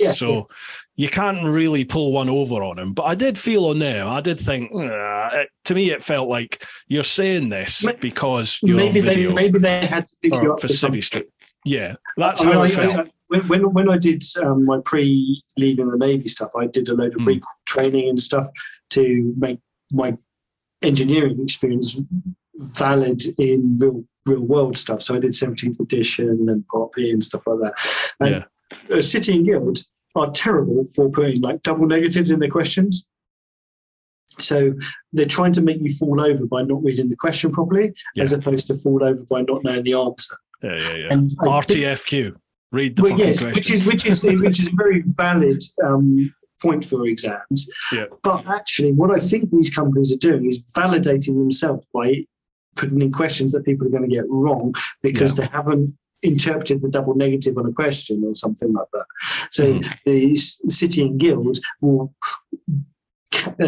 not pass so many companies or people for a examination, which validates how many people pass it. So therefore, the ones that pass it, oh look, they're clever. These ones aren't, and it's not. It's just. Do you not think it's also to make people look for the detail? It should be, and especially with things like electrics and stuff like that in your house. You don't want someone that's an idiot wiring your house, but you also don't want someone that is a machine that answers questions as opposed to knows how to use a screwdriver. True. I get that, but I mean, the whole point in the police side of things, they do that all the time. In your, well, you have to be very accountable because you've got to be exact. You've got to be looking. They have to make sure that you are reading all of that information and processing it properly. That's the whole point of the double negatives, is to make you to go has, hasn't, has not. You know, I nearly joined the police force. Which one is that? Sorry, I nearly joined the police force. My granddad was a copper. He used to ride a penny farthing around Petworth. Right. And actually, he's the reason I always wear odd socks. He also was a party clown. He was a party clown called Archie Oddsock. So ever since he was a clown. He was, yeah. Really? A party clown. So just it's just like someone that does karaoke. He was a party clown. Yeah. In the old days. But anyway, where were we going? Sorry, I got distracted. You were going to join the police? Yeah, I was going to join the police force, but not in the UK. I was going to go to Australia and do it. Oh, wow. What I was going to do was do a couple of years in the Australian Navy and then get citizenship and then go into their police force. What's the connection with Oz then? If I transfer, well, my best mate lives in Australia, so it was kind of like I could go over there and be with my best mate. Yeah. That's why I was thinking about that. But if I transferred across to the Australian Navy from the Royal Navy, I'd have got like I think it was at the time it was like an £80,000 golden hello to help you get set up, to help you buy a house and stuff like that. Wow! And what you do is you drop a rank. So instead of being a petty officer, I'd have gone down to a killick or a leading hand, whatever you want to call it, for a couple of years. While I did like a prove myself type thing. Then you get promoted back up to where you were, and then you dual nationality or your citizenship, depending on which way you go. And if you do your citizenship, I think then you get your 80 grand resettlement to help you buy a property and get set up out there. And then I was going to join the Australian police. But then I realised I don't want to be in Australia. My best mate is my best mate, but not because he's in Australia. He's my best mate because he's my best mate. And although I like Australia, it's not a country for me. The UK is far nicer. Yeah. I was surprised when I was in Oz. You know, it struck me when I loved it and I loved the people, but it was. I remember thinking to myself, "This is back in 2013, 14 when I was there." I was amazed at how over-governed that country is. You know, it's heavily governed by laws and legislation and like just mollycoddled by their government. It was like a police bloody state. It was unreal. If you've got kids that you want to grow up in a healthy environment, I think Australia's great because they've got all the outdoors, they've got all the coastal stuff, and even when you're not fully on the coastline, they promote outdoors living and stuff like that. I think it's very good for children. So if I had children, then I would probably have thought about Australia a bit more hardly. But being a single bloke that's not interested in having kids, it's not something that ever floated my boat. Yeah, I got you there. Right. Okay, that was Deep Joy Rides. Right, we're going to have to pick the pace up on this, mate, because we're almost 3 hours. Geoms, you're sent back in time 200 years. With your current knowledge, what would you show people that would blow their minds? Wow. So what we're 2022. So 1822. 1822. Wow. Internet or mobile phones? I'm thinking more Navy. I think the not necessarily the nuclear submarines, but the submarine. I think would be quite cool. But also batteries. Aeroplane. Batteries. If you introduced lithium batteries in the 1820s, wow, and that gave them 200 years to develop the lithium battery into an electric vehicle battery for now, imagine how many one-day trips you'd be able to do all around the four corners of the UK. Yeah. You'd have done it in a day if we had 200 years development. Oh, yeah, that's interesting. Oh. With your current knowledge, what would you show people that would blow their minds? Oh.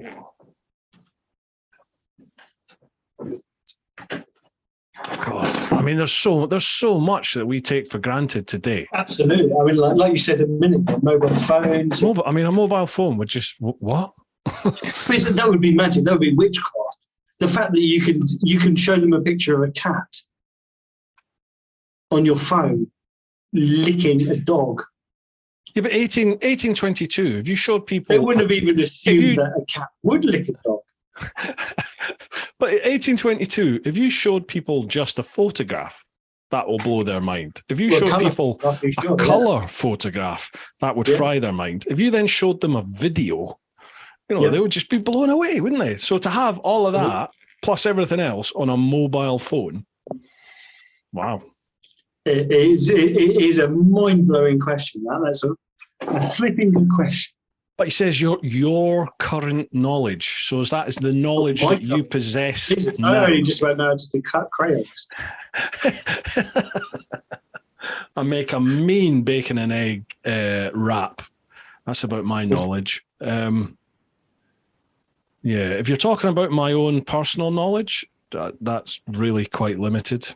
I'm just wondering if someone watched me doing a spannering video in the 1820s, they'd be like, "Oh wow, he's using the modern technique of fucking it up." It sounds technical thump. The amount of comments I get on my spannering videos about, you don't want to do it like that. Oh yeah, it's always fun, isn't it? Did it and it works. when you do an installation vid, people are just like, no, don't do it. But sometimes people say stuff and I'm like, shit, I didn't think of that. That's a really good idea. Actually, like the Moto Guzzi stuff is brilliant because there's a lot of people that are very, I'm not going to call them nerds, but they're Moto Guzzi nerds. And they know how to do things. And I love it because they will not only tell you you've done it wrong, but then they will tell you how you should have done it. Yeah. And actually, I'm like, oh, wow, actually, that would have been 10 times easier. Thank you. Yeah. So it benefits you and anyone else that's reading it. It's not just your shit comment. It's one of the reasons I love the Moto Guzzi crowd is it's not because of the jobs worth, because there's a lot of them, but it's because of the knowledge, because everyone's home services, the Moto Guzzis. And now I've got mine's 10 years old now. So I'm like, well, I should really be servicing it myself because I'm not paying someone £70 an hour to do that. So they'll show me how to do a valve check and all that sort of stuff. And I'm like, yeah, show me. I don't mind you ridiculing me as long as you tell me how to do it right. Yeah. Yeah, did they do well then, the old home build type stuff, the old home servicing and all that sort of stuff? As in Moto Guzzis? Yeah. They're amazing for it because you've got the engines outside. Your valves are literally, you don't even need to take the tank off to your valve. So they're very much like GS's then with the big boxes, really easy to service. As simple as they're literally home service friendly.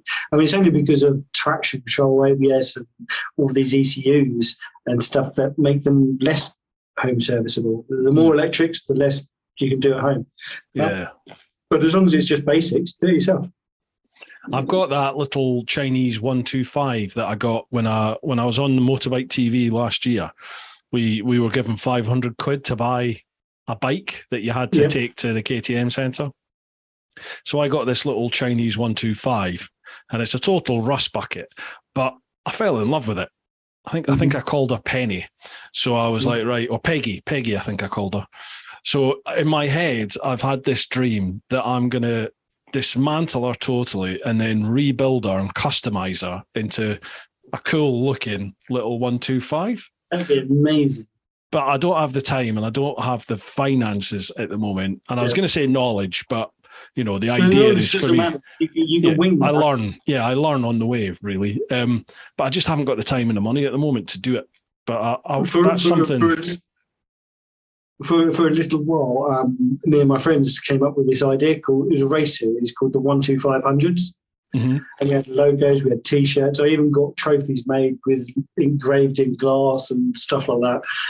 It was amazing. And the premise was 125cc maximum, 500 pound maximum, had to be road legal. So you could ride on L plates, basically CBT. And we come up with all sorts of events, Motor Gymkhana, Gatwick TT.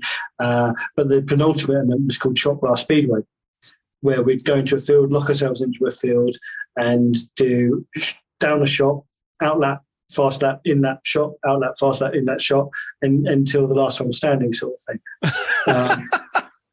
And everything was going great until we mentioned the alcohol. Yeah. And then all the farmers' fields and stuff. No, we don't want you here.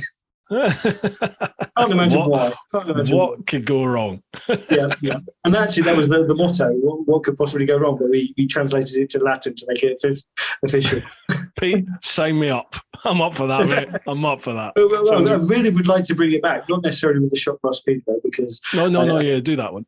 That could be the last one. Yeah. But I really want to bring it back. But it was like herding cats. When we came up with it, it was just me, my mate Staff, who's the guy who is about to bring in these electric 50s and scooters and stuff. Yeah. And my other mate Matt, who's just had his shoulder replaced, so he's not going to be riding for a little while. But it was just the three of us, and it was just this drunken thing that we thought up, literally on the back of the fag packet, and we thought it was amazing. So we bought bikes and started doing it. And then our other friends kind of heard about it and was like, oh, we want to join in. And we're like, all right. And we had about 10, 15 of us doing this. And we did Motor Gymkhana events and all sorts of stuff. But it was like herding cats, trying to get everyone to appear at the same time in the same place. Sort of thing. Absolutely. But the best one we actually did, other than the Motor Gymkhana, one of my first video on my YouTube channel actually is from that event. It was the Motor Gymkhana event. But we also did a Green Lane event, and we did what is now one of the easiest lanes in our area. But back then it was quite hardcore, and we were doing it all on these commuter 125s. I had an RXS 100 was my bike for it, little two-stroke thing. God knows how I got it for the money, because I shouldn't have done. It was immaculate. But I persuaded not anymore. I blew it up before I destroyed it. There's a big hole in the piston by the time I sold it on. But I didn't want to sell it. I wanted to fix it, but the engine on it was very breathed upon. It had a RD crank, YX barrel, and it was just a monstrosity. It was just terrible. It had about 500 RPM that you could use at the top of the rev range. Oh Jesus! Yeah, it was just unbelievable. But it was sounds fun. Yeah, sounds very user friendly. That it was brilliant. Right, next one. Lone Wolf Garage. Curious, what is the worst smell Hippo has ever encountered while riding the mean streets of England? Okay, what's the backstory here? Well, Lone Wolfer, again, is one of my early subscribers, and I guess one of his early subscribers as well. He's an American lad. He's got a very sexy voice. So, Lone Wolfer, if you're listening to this, yes, you do have a sexy voice, but I'm still masculine. I don't fall for it. It's a trick. It's a trap. But no, he's. I don't know what the story behind the question, but the worst smell I have smelled is probably the bullshit coming out of my arse talking about you, mate. That will do. That one. Right, last one on Instagram. R-rated customs again. Question for Hippo. Will there be a feature film adventure of you coming over to the States and riding with some of your contacts over here? Come on, you got to do a fish. You've got to head over. I will. If it can make it happen, I will, because one of my favourite YouTubers is an Irish lad who you've had on your channel, and he's moving to America, or moved. Actually, I think he's there now. I think he's because time travel and stuff with the internet and whatever. I think he's already there. But that's Gorilla Biker. Yeah. I count him as one of my closest biker friends, even though I've only ridden with him twice. He's a lovely. I've never ridden with him. He's a lovely fella, isn't he? He's really nice guy. Absolutely amazing guy. And I hope that at some point I'll be able to venture over to the US of A when he's got himself in a multi-bike setup, or on one of his bikes, we'll go for a little spin, and maybe meet up with some people along the coastline of I think it's the East Coast he's going to be on. And if there's people about, meet up with them then. Mega. That was my plan. That was my plan this year, actually. My plan this year was to do a States trip, a 10-day States trip in May. That'd be amazing. Meeting up with people. And then I'd planned to do 2 weeks in India. But then I got sort of stung by the tax man. I didn't realise that on your first year of accounts, you basically have to pay 200% of your tax. You know, you pay your tax. The next years. Yeah, because they work out a year in lieu. So they work out your tax bill for that first year of trading, and then you have to pay the same again just to build up that year in lieu. So I was like, the battle fund that I built to allow me to go away this year, well, that went and some on the tax bill. I was like, oh, shit. Oh, well, never mind. Which comes to another plus for electric. If you buy an electric bike and you can wangle it through your business, at the moment it's 135% tax deductible in the UK. Meaning, let's just say you buy a 20 grand electric bike. Well, you will get 27 grand immediately. You can earn 27 grand income, tax free on your business income. Your vehicle free and a little bit more. Absolutely, yeah. But it means you need to have that initial 20 grand or whatever it is available. It's worth doing, though, isn't it? Can we 5 second?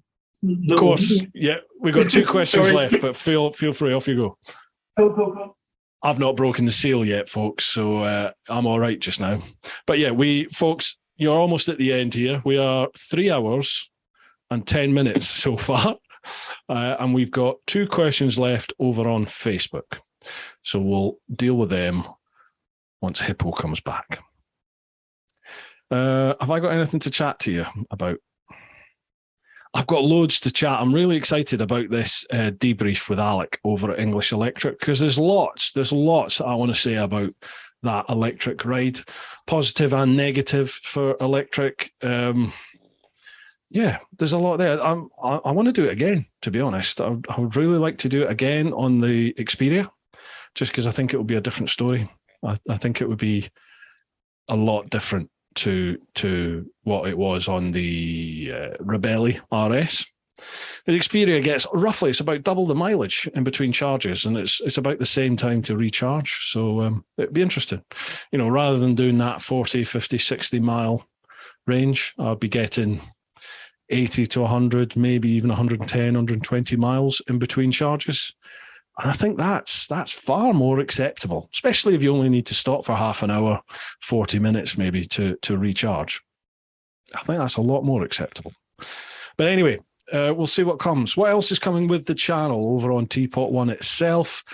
I have so much more coming. I'm just working on the Jekyll and Hyde vid as we speak. Then there'll be it might be the TT vid after that, but I've got a lot of content that I need to get done. One of which is the new Inov H5 helmet camera, which I'm working on as we speak.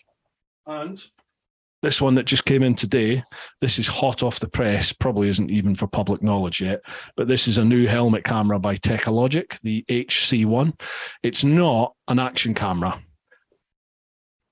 but it's another sort of helmet dash cam like the XV1 and the DC1 that they were doing, but it's a tiny little wee thing. So I'm going out doing some testing on that tomorrow to feed it back to them before they do a public launch. So there's a lot of stuff coming on the channel. Loads and loads of stuff coming. Anyway, welcome back, Pete. How are you?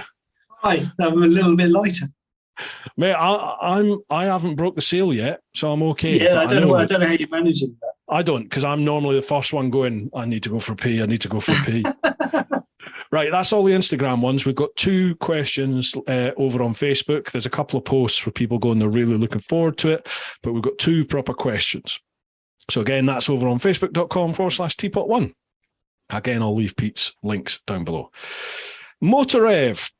It's the boys over at Motorev. How you doing, lads? If you had 3 broken bikes, an adventure, a cruiser, and a track bike, what parts or features would you use from each bike to build a custom bike? Oh, I like it. I like it. That's all Inspector Gadget crap, that, isn't it? I mean, like, oh, man. You see, the things I would like from the cruiser would be the comfort and the laid back, just like blah, blah, blah, blah, blah, blah, blah. Like I get on my V7 and I'm not being a dickhead on it. I mean, admittedly, I love being a dickhead on my V7 because it is such a troll bike. Because you literally bite the ankles of sports bikes on that little thing. It's only got 50 horsepower. But that's a different thing. But the cruisers are great because they're all nice and comfy. Your adventure bike's brilliant because you can go anywhere, and your sports bike is brilliant because you've got grip handling and you can go out any corner.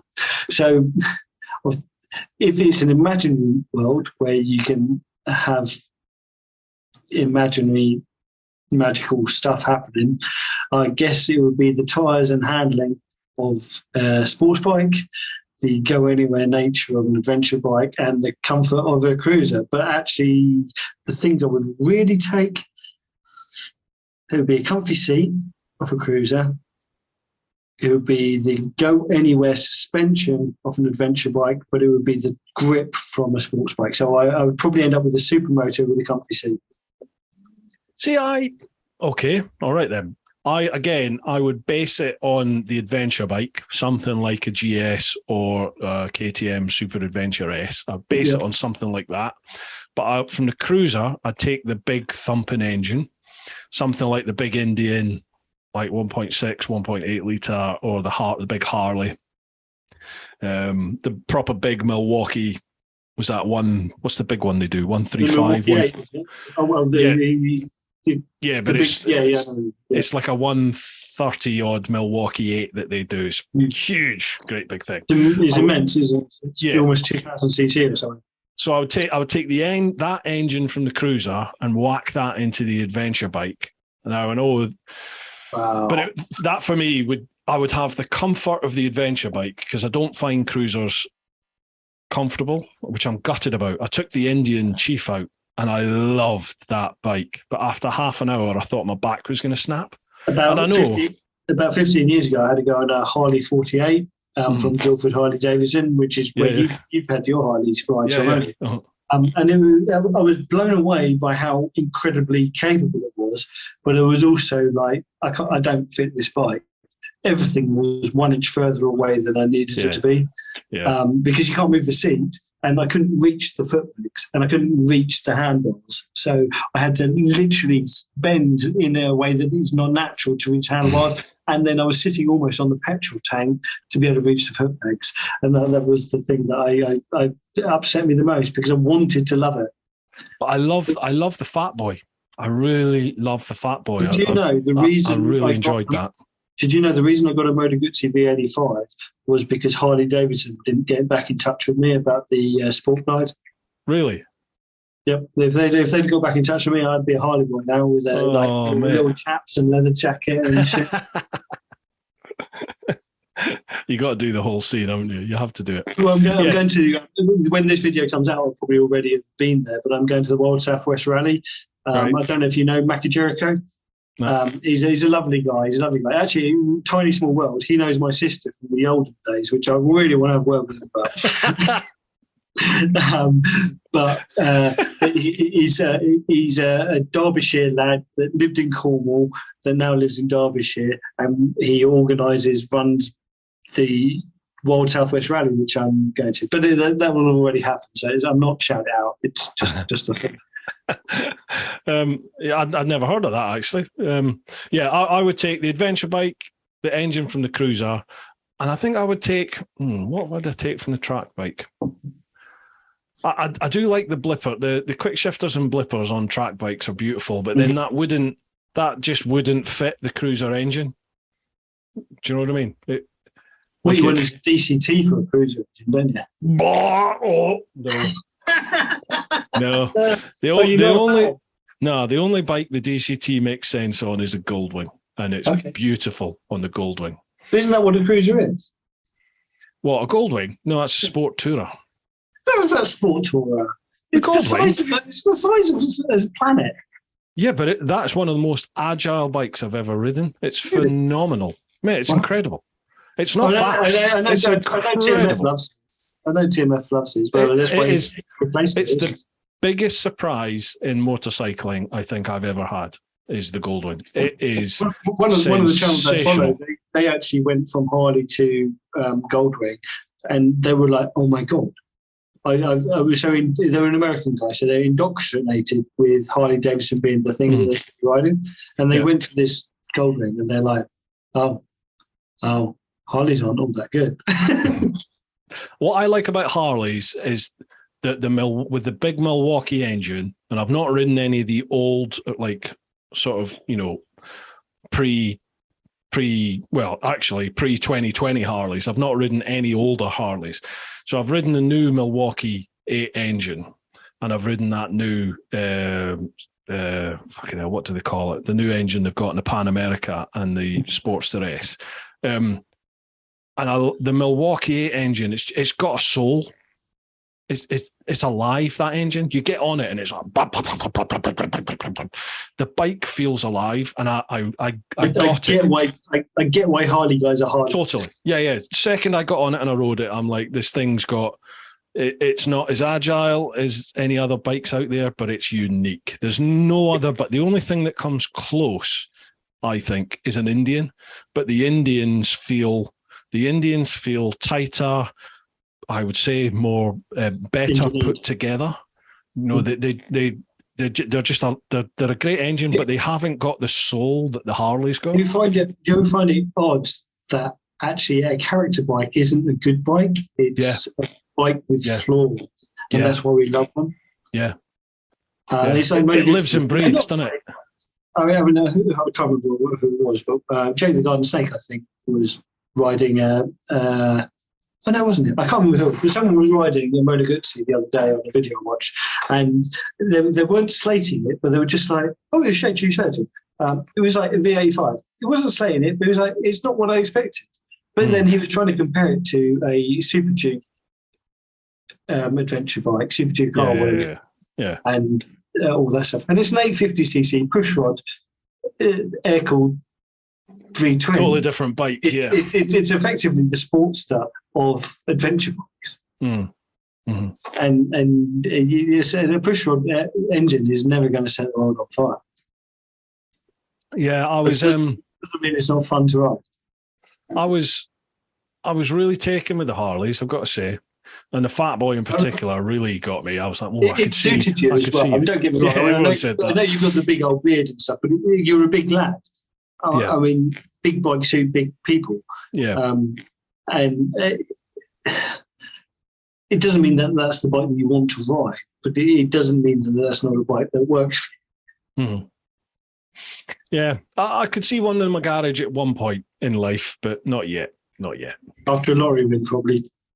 Yeah. I would need to have the finances. Harleys are not cheap transport these days, are they? Definitely. Well, no bike is really these days, is it? No, they're all ridiculous unless you want to run them.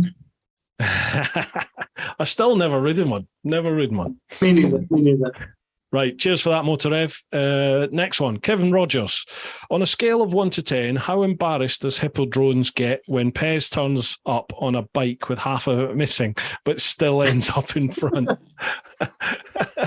Well, I would get embarrassed if I realised, if I thought that having shiny things meant that you had skill. But Pez is a really good rider. He has been my mentor over the last few years. There's no ifs about that. I mean, he has shown me how to do so much on the trails, and he rides his adventure bike with they're almost 120% road tyres in the equivalent. You know, I mean, like he likes adversity. He rides the stupid tyres because he can, and that infuriates me far more than anything else that he does what he does on these bikes with road tyres effectively when I can't even do it on dirt tyres. So yes, it infuriates me, but it encourages me to be better.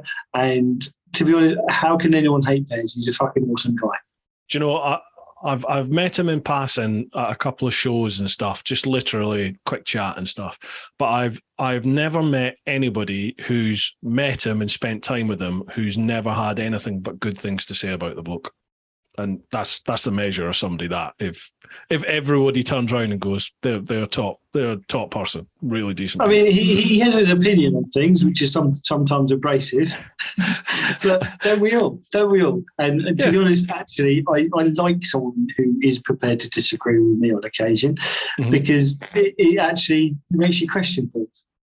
Yeah, and he proves that you don't need the latest, greatest metal. He proves that you don't need something within the last 40 years to be able to go out and have fun on a motorbike. Most of his bikes, I think, are actually over 40 years old.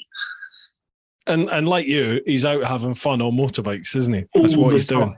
All the time. I mean, he is the Chris Wallace of C-Cubs, C50 Cubs and stuff like that.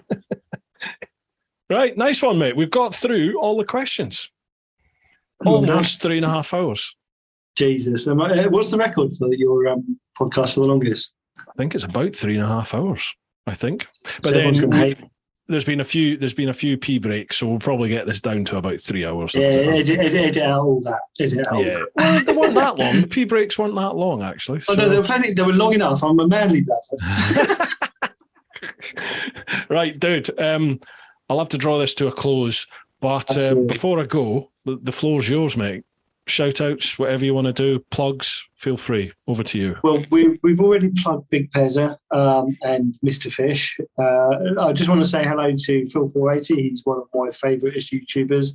And also, you can't see it on the screen here because it doesn't work like that because of lightness and darkness and stuff. But my mate, he's about to start a new business selling electric scooters. And I really wish him all the best. That's RSI Motorcycles. They're not ready yet, so don't sit there and go and look at what they're doing, but give them a month or two, and there's going to be stuff. There's going to be stuff, and there'll be stuff on my channel. I'll be riding at least one of their bikes. So yeah. They're only scooters. They're not going to set the world on fire. They're not going to excite all you adventurers, but they might get some of you that are commuting to work. Right. Okay. Well, if they're not ready for people to look, I'll check out their site and any socials, and if they're ready for people to look, I'll put those links down below. If not, make sure you keep an eye on Pete's socials, hippo-drones socials, for when it is all up and running. What about your own channel, Pete? Well, hippo-drones is my motovlogs, but I also run a forum called motovlog.com. So if you are a motovlogger... I didn't realise that. Fish told me about it today. I was like, oh, I didn't know that was you. I kind of owned it by default. It wasn't intentional. The owners kind of just went, yeah, it's yours now. Right. And gave it to me without asking. But it's a cool social place to hang out.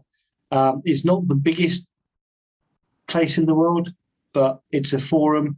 And if you are a growing motovlog channel, join us. We'll look at your content, but give more than you put in. And that's what, motovlog.com? Yeah, literally motovlog.com. Cool. Right, I'll leave all those links down below, folks. Make sure you give everybody a like, a follow, subscribe, if it's what tickles your dangly bell, or whatever it is you call it. Tickly dangly bit. Dude, it's been an absolute pleasure to sit down and have a nice long chat with you, rather than us sort of meeting in passing. What's that? I'm so glad. It's been massively long. But yeah, it's been long overdue. It's been long overdue. Definitely. I will speak with English Electric and see if this Isle of Wight trip could be a goer. I think that could be a nice little piece for them. And I'm happy to do off season. I don't mind getting cold, Captain. Yeah, and it'll be a bit of fun for us as well, wouldn't it? So I'll speak with them next week and get back to you. Either way, we'll do something, mate. Definitely. I've been wanting to do something with you for a while, so we'll do whatever we end up doing. We'll do a collab together. All right, nice one, top man. You're only down the road from me as well. Pretty much, yeah. All right, dude. Been a pleasure. Thank you very much for coming on. Folks, hope you've enjoyed this one. Make sure you give Pete the like, the follow, the subscribe, all that jazz. Keep doing your thing. Keep getting on out there whenever you can. Look after those that you love. But most importantly, live your life. No. Dude, that was mega. Thank you very much for coming on. Let me stop this. Thank you.